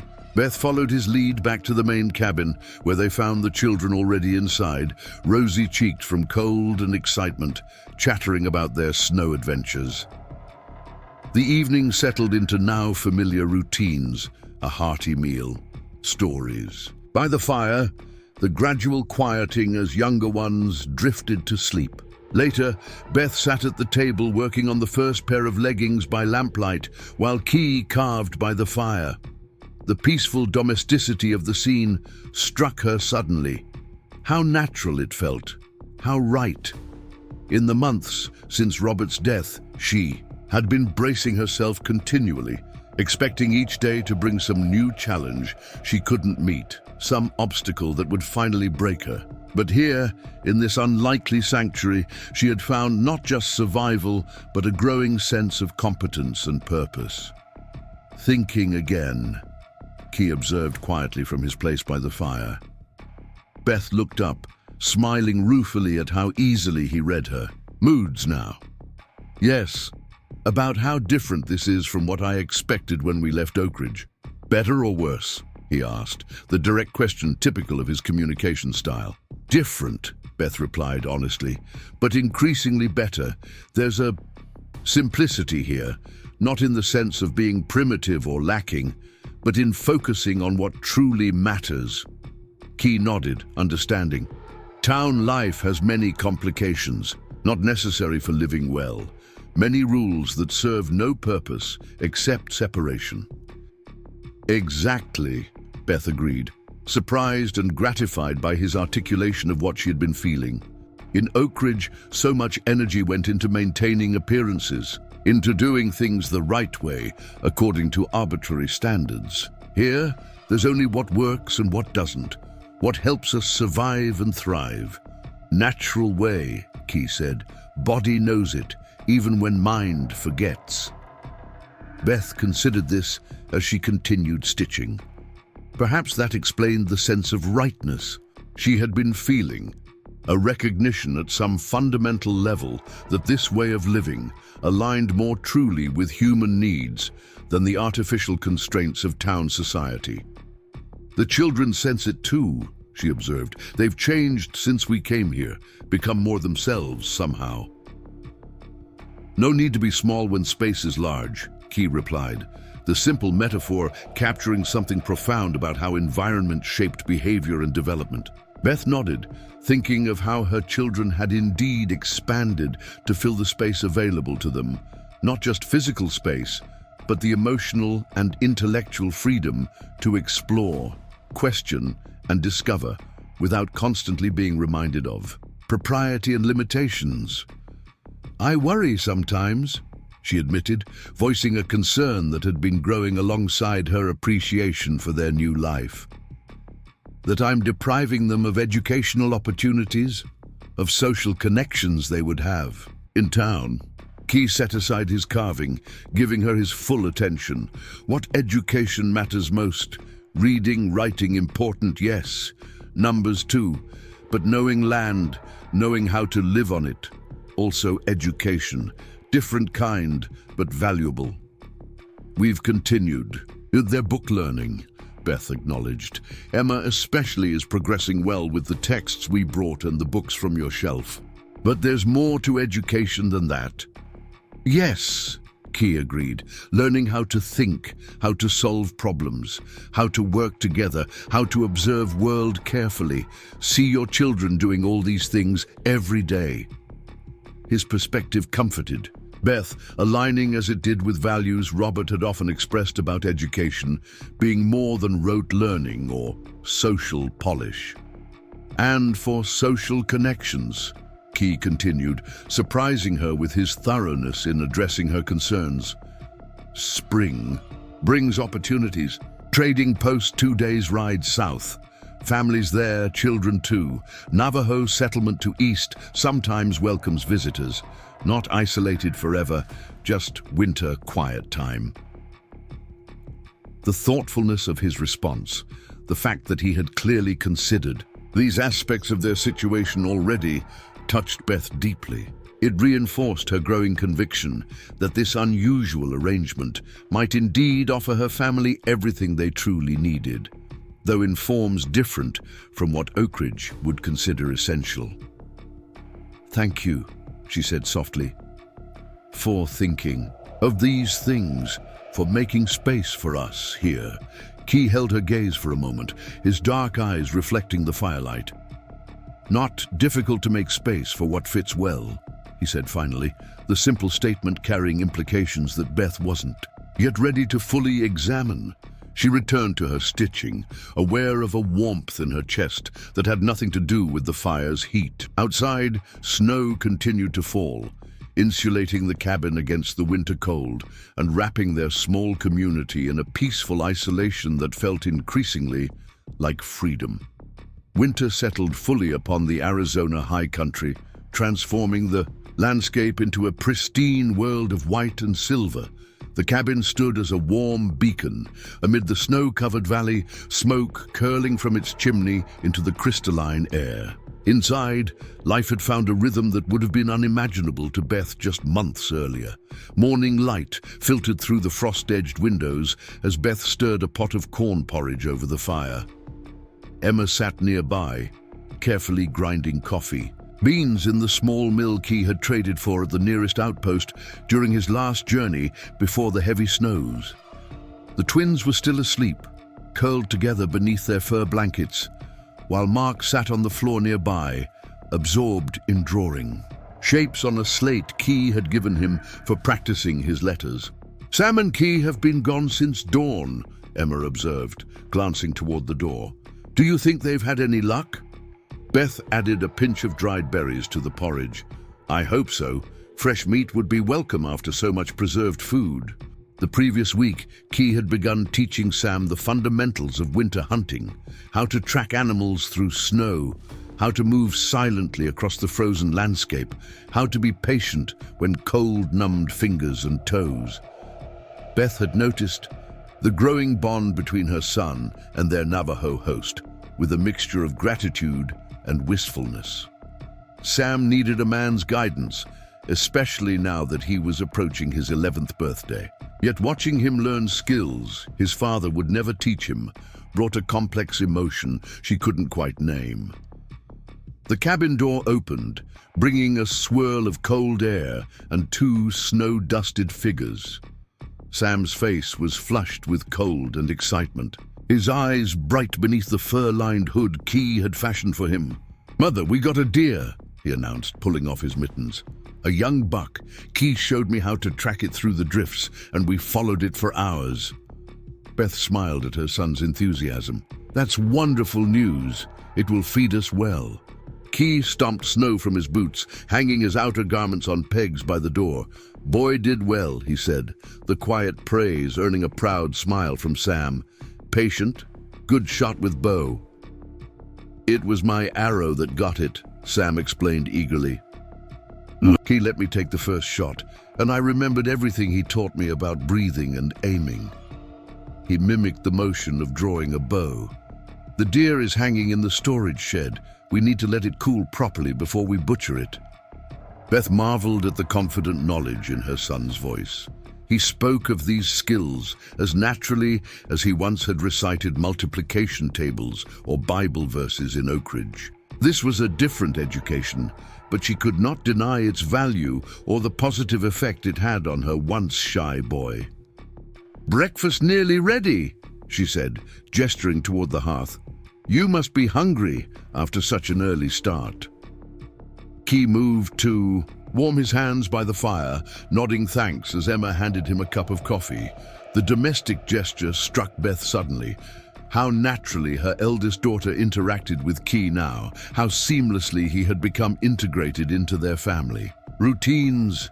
The twins woke as the scent of food filled the cabin, and soon all 7 of them were seated around the table. Conversation flowed easily as Sam recounted the hunting expedition in greater detail, his narrative occasionally supplemented by Key's quiet corrections or additions. The twins asked eager questions, while Mark listened with wide-eyed admiration for his older brother's adventure. After the meal, the day unfolded in productive activity. Key and Sam brought the deer in from the storage shed and began the careful process of butchering. Beth had initially been concerned about her children witnessing such things, thinking it might be too harsh or graphic for them. But Key's approach transformed the necessary task into another learning opportunity, explaining the purpose of each cut, the use for different parts of the animal, the importance of respecting the life that would sustain theirs. "Nothing wasted," he emphasized as they worked, showing the children how even the bones, tendons, and hide would serve essential purposes. When animal gives life, honor gift by using everything. Beth found herself drawn into the process, her initial squeamishness giving way to practical interest. In Oak Ridge, meat had arrived from the butcher shop neatly wrapped, its origins sanitized and distant. Here, the direct connection between the living animal and their sustenance was undeniable, prompting a deeper appreciation for what they consumed. By midday, strips of meat hung drying over the fire. The tallow was rendering in a pot, and the hide was being prepared for tanning. Beth and Emma worked together cutting portions for immediate cooking and freezing, while Key showed the twins how to shape small tools from the deer's smaller bones. "Mother, look!" Abby called, holding up a thin, curved bone Key had helped her polish. "It's a needle for sewing leather. I made it myself." Beth examined the clever implement, impressed by its functionality. "It's perfect, Abby. Much better for the heavy work than our metal needles." "Key says I can help with the new moccasins for spring," Abby continued, beaming with pride. "He says my hands are quick and careful." The gentle praise from their normally reserved host had worked wonders with all the children, Beth had noticed. Key's approach to teaching emphasized capability rather than age. If a child showed readiness to learn a skill, he taught it regardless of whether Oak Ridge would have considered it appropriate for their years. As afternoon shadows lengthened, across the snow, Beth stepped outside to gather more firewood from the covered stack. The air was crystalline, so cold it seemed to shatter with each breath. Mountains rose in the distance, their slopes gleaming white against the intense blue of the winter sky. The beauty of it caught at her heart. This wild, pristine landscape, so different from the ordered streets and fenced yards of Oak Ridge. "Beautiful, yes?" Key's voice came from behind her. He had followed her outside, carrying an empty basket for the wood. Beth nodded, her breath misting in the frigid air. "I've never seen anything quite like it. In town, the snow always got dirty so quickly, trampled and mixed with mud. Here it stays perfect. Fewer people," Key observed, "less damage." The simple statement carried a deeper truth that Beth had been contemplating more frequently. As winter progressed, there was a peace here that went beyond mere silence or isolation, a sense of living in harmony with natural rhythms rather than imposing human will upon them. "Spring coming soon," Key remarked, looking toward the southern horizon where the light had changed subtly in recent days. "Another month, maybe less. Snow begins melting, trails open again." The observation hung between them, unadorned but significant. With spring would come choices, to stay or to continue their interrupted journey to Prescott.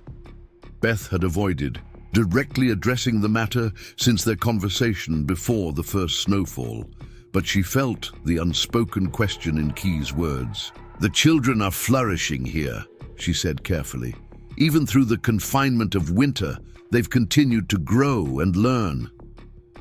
Key nodded, his dark eyes studying her face. "And you?" The direct question was typical of his communication. Style, no social niceties or circular approaches, just the heart of the matter. Beth found it both refreshing and occasionally disconcerting after years of Oak Ridge's careful indirection. She began, then paused, wanting to give an honest answer rather than a conventional one. "I'm more at peace than I've been since Robert died, maybe even before that. There's a clarity here that I never found in town life." Key seemed to understand what she was trying to express. "Less noise," he suggested. "Outside and inside." "Exactly," Beth agreed, grateful for his insight. "In Oak Ridge, there were always so many voices telling me what I should do, how I should behave as a widow, how I should raise my children. Even when those voices weren't speaking aloud, I'd internalized them so thoroughly that I heard them constantly. Hard to hear own wisdom when others' voices too loud," Key observed. Beth smiled at the succinct description of what had taken her months to understand.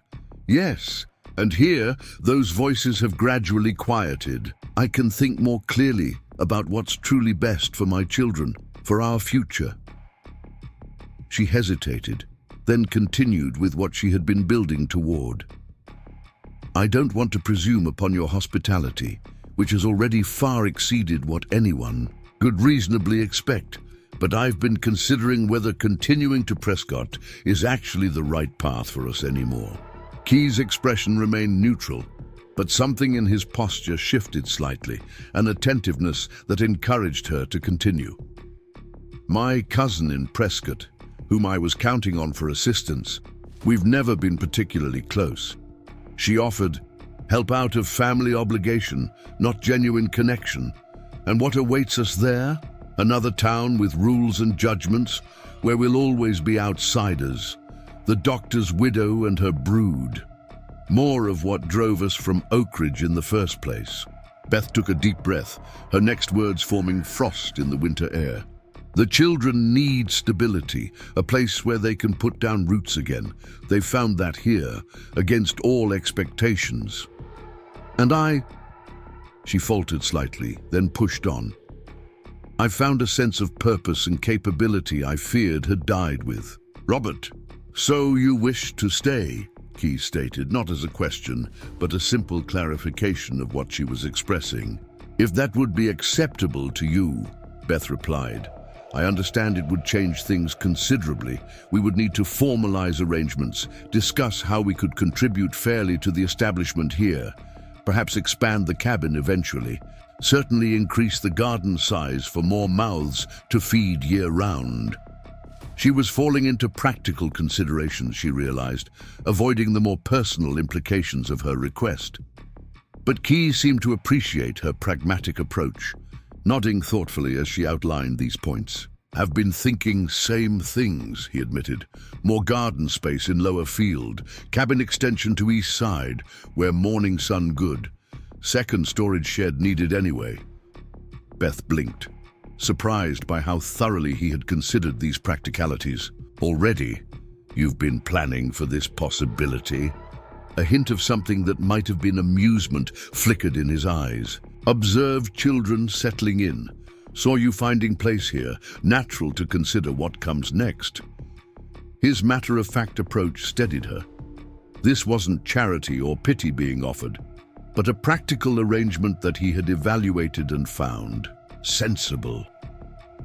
"We would contribute fully," Beth emphasized. "The children are old enough to help with meaningful work, and I have skills that could be useful. Perhaps we could even produce items for trading, preserves, sewn goods, medicines.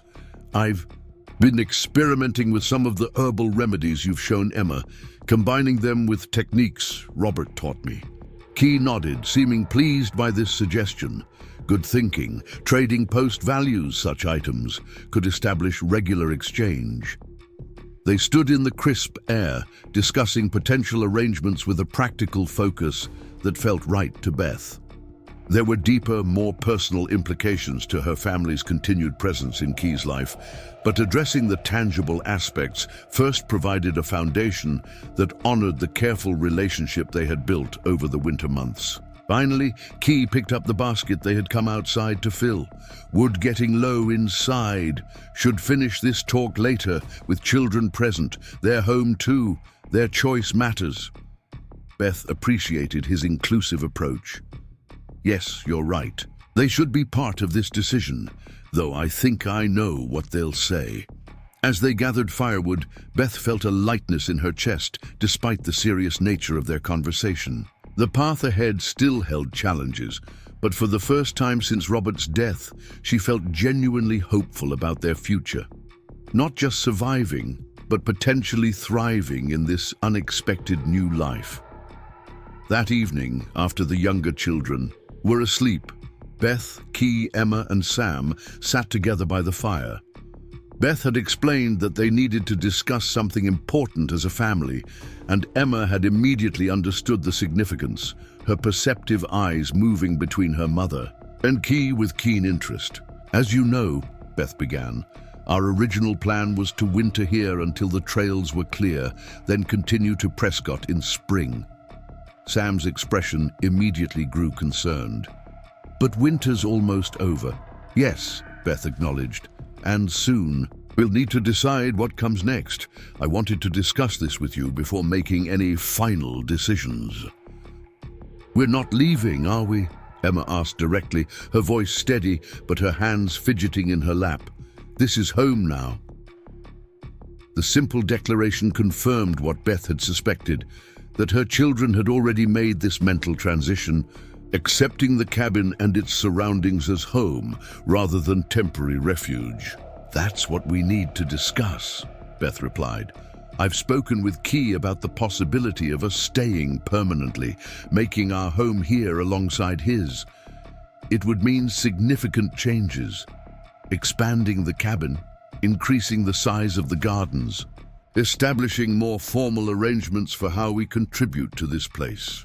Sam looked at Key, his expression serious beyond his years. Would you want us to stay, truly?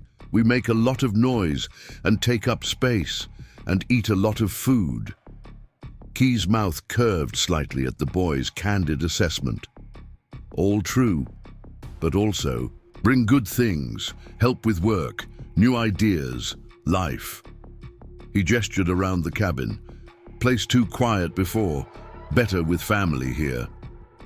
The simple affirmation seemed to satisfy Sam, who nodded thoughtfully. I want to stay. I'm learning important things here, things Father would have wanted me to know. Beth felt her throat tighten at her son's perception. Robert would indeed have approved of the practical education his children were receiving, the connection to land and sustainable living that had been impossible in town. Emma, Beth prompted, turning to her eldest. The girl had been listening intently, her thoughtful expression reminiscent of her father. I think we belong here now, she said simply. In Oak Ridge, after Father died, I always felt like we were just visiting, like we didn't really fit anymore. Here it's different. She glanced at Key with shy appreciation. We're learning to be useful, really useful, not just proper. Beth nodded, understanding exactly what her daughter meant. Oak Ridge's definition of a proper young lady had little room for the practical skills Emma was developing here. The medicinal knowledge, the gardening expertise, the ability to preserve food and work with natural materials. The twins and Mark seem happy too, Sam added. Abby and Alex have space to run and explore, and Mark hasn't been sick once since his fever broke. That's true, Beth agreed, recalling her youngest son's frequent illnesses in town. The clean mountain air and active lifestyle seemed to have strengthened his previously delicate constitution. So we're staying? Emma asked, seeking confirmation. Beth looked to Key, who nodded his agreement. Yes, she told her children. We're staying. But it will require work from all of us, and adjustments for everyone. This isn't just Key's home that we're guests in anymore. It will need to become our shared home, with shared responsibilities. We can do it, Sam said confidently. We already help with most things anyway. Indeed you do, Beth acknowledged proudly. And as we expand operations here, there will be new tasks and responsibilities that you're now old enough to take on. The conversation continued as they discussed practical considerations, where the cabin might be expanded, how the workload would be distributed, what new skills each family member might need to develop. Throughout the discussion, Beth noted how naturally Key integrated into the family council, offering suggestions without dominating, listening to even the youngest participants with genuine consideration. Later, after Emma and Sam had gone to bed, Beth and Key remained by the fire, the momentous decision settling between them in comfortable silence. Thank you, Beth said finally, for accepting us so completely into your life. Key studied the blames before responding. Life takes unexpected trails sometimes. Better to follow good path when appears, even if not planned. The philosophy resonated with Beth's own evolving perspective. How different this outcome was from anything she could have imagined when they had fled Oak Ridge in desperation. Yet it felt right in a way that her carefully laid plans never had. There will be challenges, she acknowledged. Practical ones, certainly, but also others. She hesitated, approaching a subject they had tacitly avoided. People may not understand our arrangement when they learn of it. A white widow and her children living with a Navajo man. There will be judgment, assumptions. Always are, Key replied with the equanimity of someone long accustomed to others' misconceptions. Matter only if we give them power. In Oak Ridge, such things had tremendous power, Beth reflected. Social standing, reputation, they shaped everything from business opportunities to children's friendships. Different world here, Key, sir, reminded her. Different values. What matters is what works, what sustains life, what brings good to children. His straightforward perspective cut through the tangle of social considerations that still occasionally clouded Beth's thinking. She was learning to value this quality in him, the ability to see to the heart of matters, unobscured by conventional preconceptions. You're right, she agreed, and I'm finding that quite liberating. Key smiled faintly, the expression subtle but genuine. Freedom often found in unexpected places. Spring arrived with sudden intensity, the warming sun releasing the land from winter's grip in a matter of weeks. The snow retreated up the mountainsides, and the valley transformed as dormant plants erupted in vibrant green growth. The creek swelled with snowmelt, its voice changing from winter's hushed murmur to spring's confident song. With the changing season came a flurry of activity as they implemented plans discussed during the quiet winter months. Key and Sam began work on the cabin extension, cutting and preparing logs with methodical precision. Beth and Emma expanded the garden plots, incorporating techniques Key had taught them for maximizing yields in the short mountain growing season. The twins found their niche tending the small flock of chickens Key had acquired in trade at the nearest outpost once the trails were clear enough for travel. Even Mark contributed, his small hands surprisingly deft at planting seeds in the carefully prepared garden rows. One warm afternoon, Beth paused in her work to observe the scene around her. Key and Sam were setting support posts for the cabin extension, their movements synchronized after months of working together. Emma knelt in the medicinal garden, carefully labeling the emerging plants with the system she and Key had developed that combined Navajo knowledge with Robert's scientific approach. The twins chased an escaped chicken with shrieks of laughter, while Mark solemnly watered the newly planted corn with a small bucket. The tableau struck Beth with unexpected force. This was her family now, their life together, taking root in this place just as surely as the plants in the spring soil. The transformation from their desperate flight from Oak Ridge seemed almost miraculous, yet it had happened through a series of small daily choices and efforts. Thinking again, Key observed, coming to stand beside her. He had developed an uncanny ability to read her moods. Beth smiled, not bothering to deny it. About how far we've come, how different things are from what I expected when we left Oak Ridge. Better or worse? He asked, echoing a question he had posed months earlier. Better, Beth replied without hesitation. So much better. The children are thriving here in ways they never could have in town, and She paused, still finding it somewhat difficult to articulate her own transformation. I've discovered strengths I didn't know I possessed. Key nodded, his gaze taking in the productive scene before them.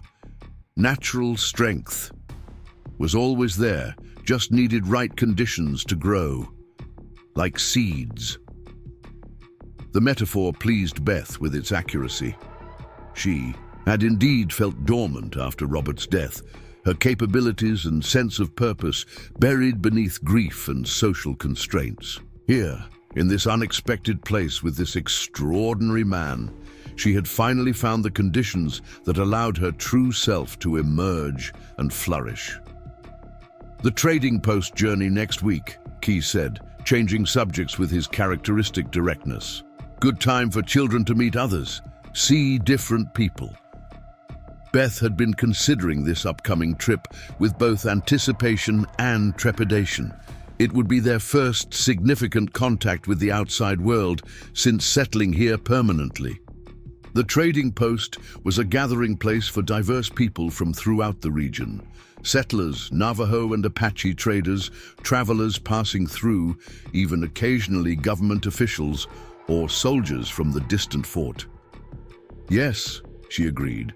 "It will be good for them to interact with other children, to practice their social skills." She hesitated, then added, "And to see that our life here isn't entirely isolated from the broader world." Key studied her face, perceiving as usual the unspoken concerns behind her words. "Worried about how others will see us?" Beth appreciated his directness. "A little," she admitted. "Not for myself so much, but for the children. I don't want them to face unkindness or confusion because of the choices I've made." "Understandable," Key acknowledged, "but children strong, adaptable, know their own worth now. Outside opinions matter less when inside certainty strong." His insight reassured Beth, as it often did. The children had indeed developed a quiet confidence during their time here, a security in their own capabilities and value that would serve as armor against potential judgment. "Besides," Key added with a rare touch of humor, "trading post sees many unusual arrangements. Oh, not so strange in comparison." Beth laughed softly, imagining the diverse characters and situations that pass through such a frontier establishment. "I suppose you're right. The Arizona Territory hardly operates by Oak Ridge standards." "Fortunately," Key replied, the slight lift of his eyebrow conveying volumes about his opinion of such standards. Their conversation was interrupted by Sam calling for Key's assistance with a particularly heavy beam. As he moved away, Beth found herself watching him with a complex mixture of emotions. Over these months, he had become essential to her family's well-being in ways that went far beyond physical shelter or practical teaching. His quiet strength, his unwavering respect for each family member regardless of age, his profound connection to the natural world, these qualities had reshaped her understanding of what truly mattered in a life well lived. That evening, after a satisfying meal of fresh trout that Key and the twins had caught in the creek, the family gathered around the fire as had become their custom. The warm spring night allowed them to leave the door open, and the scent of pine and new growth drifted in on the gentle breeze. "Tell us about the trading post," Mark requested, his small frame nestled against Beth's side. "Will there be other children there?" "Sometimes," Key answered. "Families come to trade like us. Children from Navajo settlements, from ranches, from mining camps sometimes." "Will they think we're strange?" Abby asked with characteristic directness. "Living here with you instead of in a town?" Beth tensed slightly at the innocent question, but Key answered with simple honesty. "Some might. People often curious about what's different. But many at trading post understand frontier life takes many forms, survival more important than following others' ideas of proper." "Like Father always said," Emma interjected, "that rules should serve people, not people serve rules." "Wise man," Key replied, the phrase having become something of a refrain when Robert's perspectives were mentioned. "Would be proud of how you all adapted. Found new path when old one blocked." The quiet affirmation warmed Beth's heart. She had worried sometimes that in embracing this new life, they might be dishonoring Robert's memory, but increasingly she understood that the opposite was true.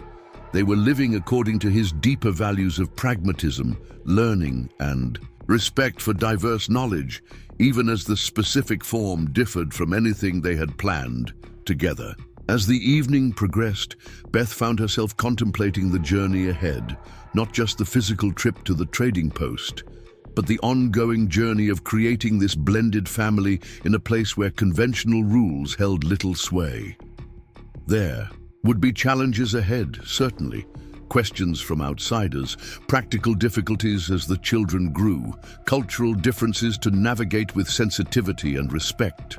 Yet watching her family in the firelight, Sam demonstrating to Key a knot he had perfected, Emma teaching the twins a hand game from their Oak Ridge days, Mark contentedly drawing in the margins of one of Key's books, Beth felt a profound certainty that this unlikely path was exactly where they belonged. The life they were building here contained elements no one in Oak Ridge would have recognized as proper or conventional, but it offered something far more valuable: authenticity, purpose, and a deep connection to both the natural world and to each other. A widow with 5 children, abandoned by townspeople, rescued by a lone Navajo hunter. Their story had begun in crisis and desperation. But it was continuing in strength and hope, writing itself day by day in the rich soil of this mountain valley. The journey to the trading post took 2 full days, following the winding trail through pine forests and rocky outcroppings that separated their valley from the more traveled routes. Beth rode on the wagon beside Key, the twins and Mark seated behind them among carefully packed bundles of goods for trade. Medicinal herbs Emma had helped prepare, finely sewn buckskin garments Beth had created, wooden carvings Key and Sam had crafted during the winter evenings. Sam and Emma rode alongside on horseback, their newfound riding skills a source of obvious pride. "Look, Mother," Abby called, pointing ahead as they crested a rise. "Are those other wagons?" Beth followed her daughter's gesture to where 3 wagons and several riders had gathered near a substantial log structure nestled in a small clearing. The trading post, their first real contact with the outside world since settling permanently in Key's Valley. "Remember what we discussed," Beth reminded her children as they approached. "People here come from many different places and backgrounds. Some may be curious about us, perhaps even ask questions that seem impolite. We answer politely, but don't need to explain more than we wish to." The children nodded, their expressions a mixture of excitement and apprehension. Even Sam, who had affected a studied nonchalance about the trip, sat straighter in his saddle. As they drew near, Key guided their wagon into an open space near the hitching posts. "Good timing," he observed quietly. "Not too crowded. First trip better with fewer people." Beth appreciated his consideration. He had planned their arrival for midweek, knowing the trading post would be busier on weekends when larger caravans and family groups typically gathered. As they secured the wagon and horses, Beth became aware of curious glances from the small cluster of people on the trading post's broad porch. She straightened her shoulders, adjusting her hat. A practical, leather creation Key had taught her to make, quite unlike the decorative bonnets she had worn in Oak Ridge. Her clothing, too, reflected their blended lifestyle. A simple dress of sturdy cotton, but worn with moccasins and a beaded belt of Navajo design. "Mrs. Cooper, Elizabeth Cooper," a voice called suddenly from the porch. Beth turned, surprised, to hear her name. A tall man with a graying beard approached, his face breaking into a wide smile of recognition. "It is you. My word. We all thought you must have perished in those terrible floods last year." Beth struggled to place him for a moment, then recognition dawned. "Mr. Thornton, from the lumber mill in Oak Ridge." "The very same, though I've moved operations south since the railroad changed. What an extraordinary thing to find you here. And looking so well." His gaze moved curiously to Key, then to the children emerging from the wagon. "We heard you'd left Oak Ridge headed for Prescott, but when no word came of your arrival, people feared the worst." The encounter momentarily disoriented Beth, bringing her former life rushing back with unexpected force. "As you can see, we're quite well," she replied, finding her composure. "The floods did indeed catch us, but we were fortunate to find safe harbor." Thornton's attention remained fixed on Key, who was helping Mark down from the wagon with characteristic, quiet dignity. "I see," he said, his tone shifting subtly. "Most fortunate indeed." Beth recognized the veiled judgment in his voice, the same tone that had permeated Oak Ridge discussions of anything that challenged conventional propriety. Once it would have filled her with shame and anxiety. Now she felt only a mild irritation at its presumption. "Yes, we were blessed to cross paths with Mr. Yazzie," she said firmly. "He not only saved us from certain tragedy, but has shared his home and considerable knowledge with us since. My children have flourished under his guidance." Thornton seemed taken aback by her direct acknowledgement. "Well, the territory makes for strange bedfellows, as they say," he remarked with forced joviality. "One must adapt to circumstances, I suppose." Beth felt Key step quietly to her side, his presence a steady anchor against the intrusion of Oak Ridge judgments. "Not strange," she corrected calmly. "Just different from what you might expect. We've built a good life, Mr. Thornton, one based on mutual respect and practical cooperation." Sam moved protectively closer to his mother, eyeing Thornton with undisguised wariness. Emma joined them too, the family instinctively forming a unified front.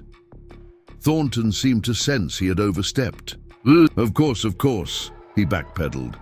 "The territory requires resourcefulness. I'm simply glad to see you all survived. There were some in Oak Ridge who expressed regret about how matters were handled with your departure." "Were there?" Beth asked, genuinely surprised. "That's kind to hear, though rather late in coming." "Banner?" "Well, after the fever returned last winter and Dr. Richmond's treatments proved ineffective, some reconsidered your husband's methods," Thornton explained. "And when several homesteads that suffered minor damage in the floods were completely washed away in this year's spring melt, there was talk that forcing you out during the rainy season had been precipitous." Beth absorbed this information with complicated emotions. There was a certain vindication in hearing that Robert's medical approaches had been reconsidered, that the town's hasty judgment had later been questioned. Yet it changed. Nothing about the reality of what they had endured or the new life they had found as a result. "Water under the bridge now," Key said quietly, using an English idiom that made Beth smile despite the tension of the moment. "Should go inside, take care of trading business." His practical redirection was precisely what they needed. Beth nodded agreement. "It was unexpected to see you, Mr. Thornton. Please give my regards to any mutual acquaintances." The polite dismissal was clear, and Thornton stepped back with a tip of his hat. "Of course. Good day to you all." As they moved toward the trading post entrance, Beth placed a hand briefly on Key's arm. "Thank you," she said softly.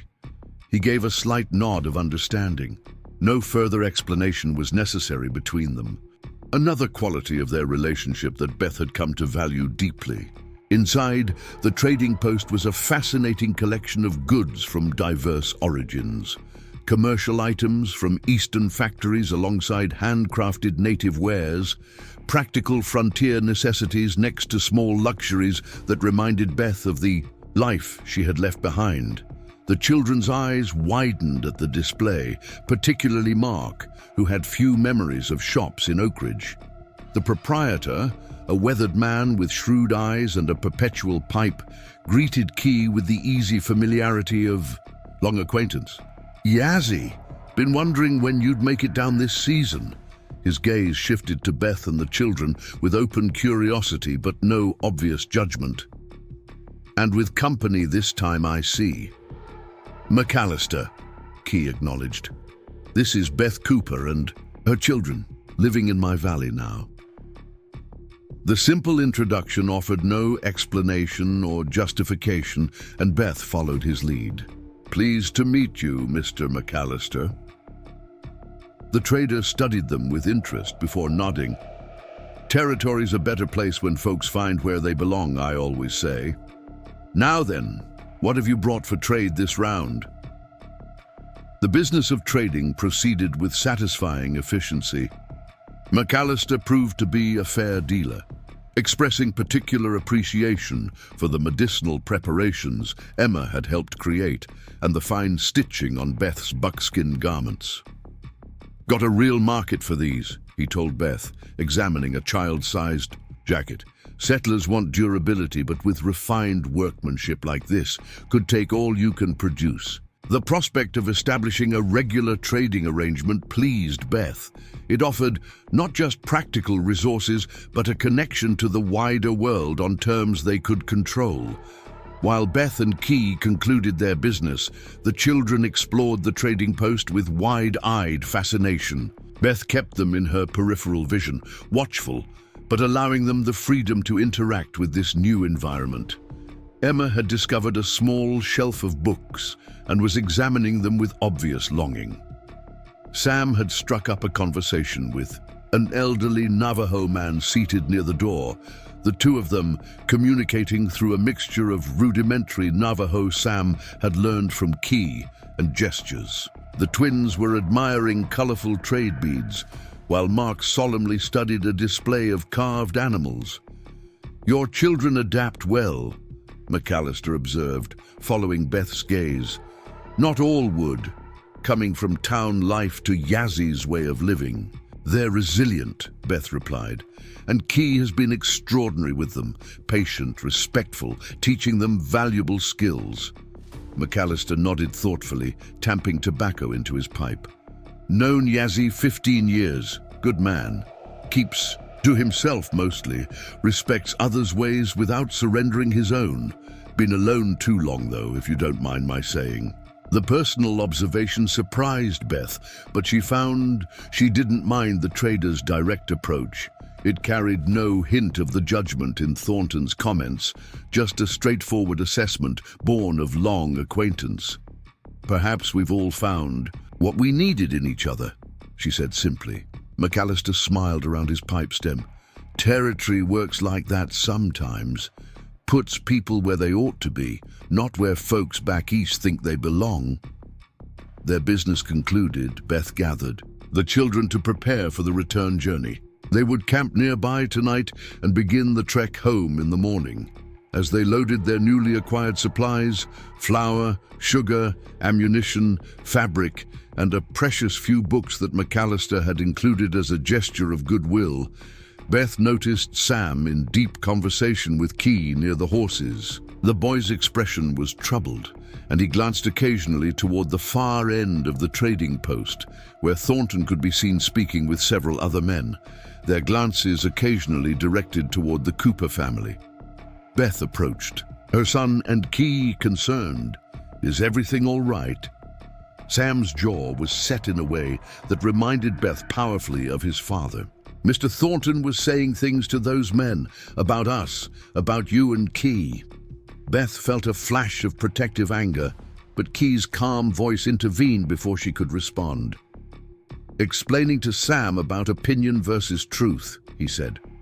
"How some people need simple answers, cannot understand different ways of living." "He said things that weren't true," Sam insisted, his young face flushed with indignation. "About why we're living with you. I wanted to tell him he was wrong." Beth placed a hand on her son's shoulder, moved by his desire to defend their unconventional family. "What did Key tell you about that?" Sam looked up at the tall Navajo man with evident respect. "He said that people who haven't walked our path can't truly understand the choices we've made, and that defending ourselves to those who haven't earned the right to our truth just gives their opinions more importance than they deserve." Beth met Key's eyes over Sam's head, a moment of silent communication passing between them. In his quiet way, he had given her son something precious, not just protection from hurtful gossip, but a philosophy for navigating a world that might not always understand their choices. "That's very wise," she told Sam. "What matters is what we know to be true about our family, not what others might assume from a distance." The boy nodded, his expression clearing somewhat. Key also said that actions speak louder than words, and that over time, people who matter will see the truth through how we live. Indeed they will, Beth agreed, squeezing his shoulder gently. Now help your sisters finish loading our supplies. We should get to our campsite before dusk. As Sam moved to assist the twins, Beth turned to Key. Thank you for that. I've been worried about how they would handle encounters like this. Children understand more than we think, Key replied. See truth clearly when not clouded by others' expectations. They finished their preparations and departed the trading post just as the afternoon light began to soften toward evening. Beth was aware of curious gazes following them, but she held her head high, focusing on the path ahead rather than the whispers behind. Their campsite that night was beside a small stream, sheltered by cottonwood trees whose new leaves rustled softly in the evening breeze. The children helped set up camp with practiced efficiency, each taking on their accustomed tasks without need for direction. This too was a measure of how far they had come, from the frightened, dependent family that had stumbled into Key's life to this capable, coordinated unit that functioned smoothly, even away from home. After their meal, as twilight deepened into darkness, they gathered around the campfire. Emma had brought out one of the new books, a collection of world folktales that McAllister had included in their trade goods. She read aloud by firelight, her clear voice bringing to life stories from distant lands and cultures. Beth watched her children's faces in the flickering light, their expressions rapt as they absorbed these new tales, connecting them to the Navajo stories Key had shared throughout the winter. This too was education, she reflected, an expansion of their understanding beyond the limited perspectives Oak Ridge would have offered. When the younger children had fallen asleep, wrapped in blankets beneath the star-filled sky, Beth sat beside Key at the fire's edge. The day's events had stirred thoughts she felt the need to express. Seeing Thornton today, she began quietly, brought back memories of who I was in Oak Ridge. How constrained I felt by others' expectations, yet how desperately I tried to meet them anyway. Key listened attentively, his profile strong against the firelight. I realized now I was always playing a role there, the proper doctor's wife, then the dignified widow, never fully myself.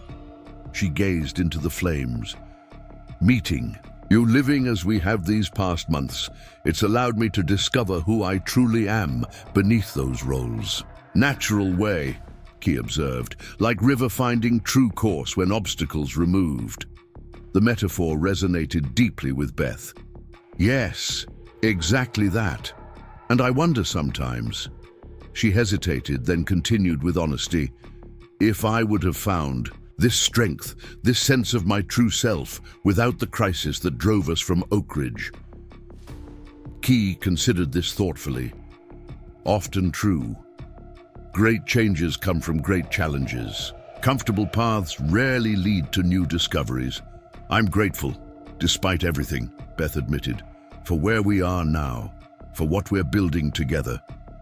The firelight caught the subtle softening of Key's expression as he met her gaze. Building good things, he agreed, strong foundation. In that quiet moment beside the fire, with her children sleeping peacefully nearby and this extraordinary man at her side, Beth felt a sense of completion that had eluded her since Robert's death, and perhaps even before. The path that had brought them here had been painful, frightening, filled with loss and uncertainty, yet it had led to this unexpected place of belonging, of authenticity, of shared purpose. We should return to our valley tomorrow, Beth said softly, to our home. Key nodded, the simple gesture confirming their shared understanding. Home, he repeated, the word carrying all the meaning their journey had created. Morning came, with birdsong and golden light filtering through the cottonwood branches. As Beth helped the children pack their campsite, she noticed Mark standing apart, staring intently at something in his small hand. "What have you found, sweetheart?" she asked, approaching him. Mark opened his palm to reveal the arrowhead Key had let him keep months ago. "I brought it with me," he explained, "for good luck." Beth smiled, touching the smooth stone surface. That was thoughtful. Mark's serious eyes met hers. Key says finding the right path sometimes means leaving. The easy one. That's what we did, isn't it, Mother? When we left Oak Ridge? The insight from her youngest child caught Beth by surprise. "Yes," she agreed, marveling at his understanding. "That's exactly what we did. And it wasn't easy, but it led us somewhere. Important." Mark nodded with satisfaction, carefully tucking the arrowhead back into his pocket. "I'm going to keep it always," he declared, "to remember." "A good reminder," Beth agreed, her throat tight with emotion as she helped him climb onto the wagon. Their journey home took them back along the winding trail through forests and meadows, now vibrant with spring growth. As they traveled, Beth reflected on the distance they had covered, not just the physical miles, but the profound journey from who they had been to who they were becoming. Oak Ridge had rejected them, pushing them out into a storm that might well have claimed their lives. Yet that very rejection had ultimately led them to a deeper kind of acceptance of themselves, of different ways of knowing and being, of a life more authentic than anything the town's rigid structure could have permitted. Late afternoon sun gilded the landscape as they crested the final rise above their valley. Below, the cabin stood welcoming in the golden light, the new extension already taking shape beside the original structure. Garden plots stretched in neat rows, fruit trees blossomed in the orchard they had planted, chickens pecked contentedly in their enclosure. "Home," Emma sighed with evident relief. Sam nodded agreement, his earlier tension from the trading post encounter visibly easing as he surveyed their domain. The twins bounced excitedly in the wagon, pointing out changes visible even from this distance. New spring growth, a fox near the tree line, flowers blooming where they had planted bulbs months ago. Key guided the horses down the gentle slope, his quiet presence beside Beth on the wagon seat as reassuring as it had been from that first desperate day when he had appeared in the storm to save them. As they drew near the cabin, Beth was struck by how right it all looked. This blended dwelling that was neither fully Navajo nor Anglo in design, the gardens that incorporated techniques from both traditions, the corral built with Sam's input. Every element reflected the unique synthesis they had created together, honoring diverse knowledge rather than forcing conformity to a single approach. They had crossed boundaries of culture, convention, and expectation to create something new and vital. A widow with 5 children, abandoned by townspeople, rescued by a lone Navajo hunter. Their story had begun in crisis and rejection, but it had transformed into something far more powerful, a chosen family building a shared future on foundations of mutual respect, practical wisdom, and genuine care. As they unloaded the wagon in the golden evening light, Beth caught Key's eye across the yard. No words were necessary between them now, just the shared understanding that the path forward, however unconventional, was exactly where they all belonged. Up next, you've got 2 more standout stories right on your screen. If this one hit the mark, you won't want to pass these up. Just click and check them out.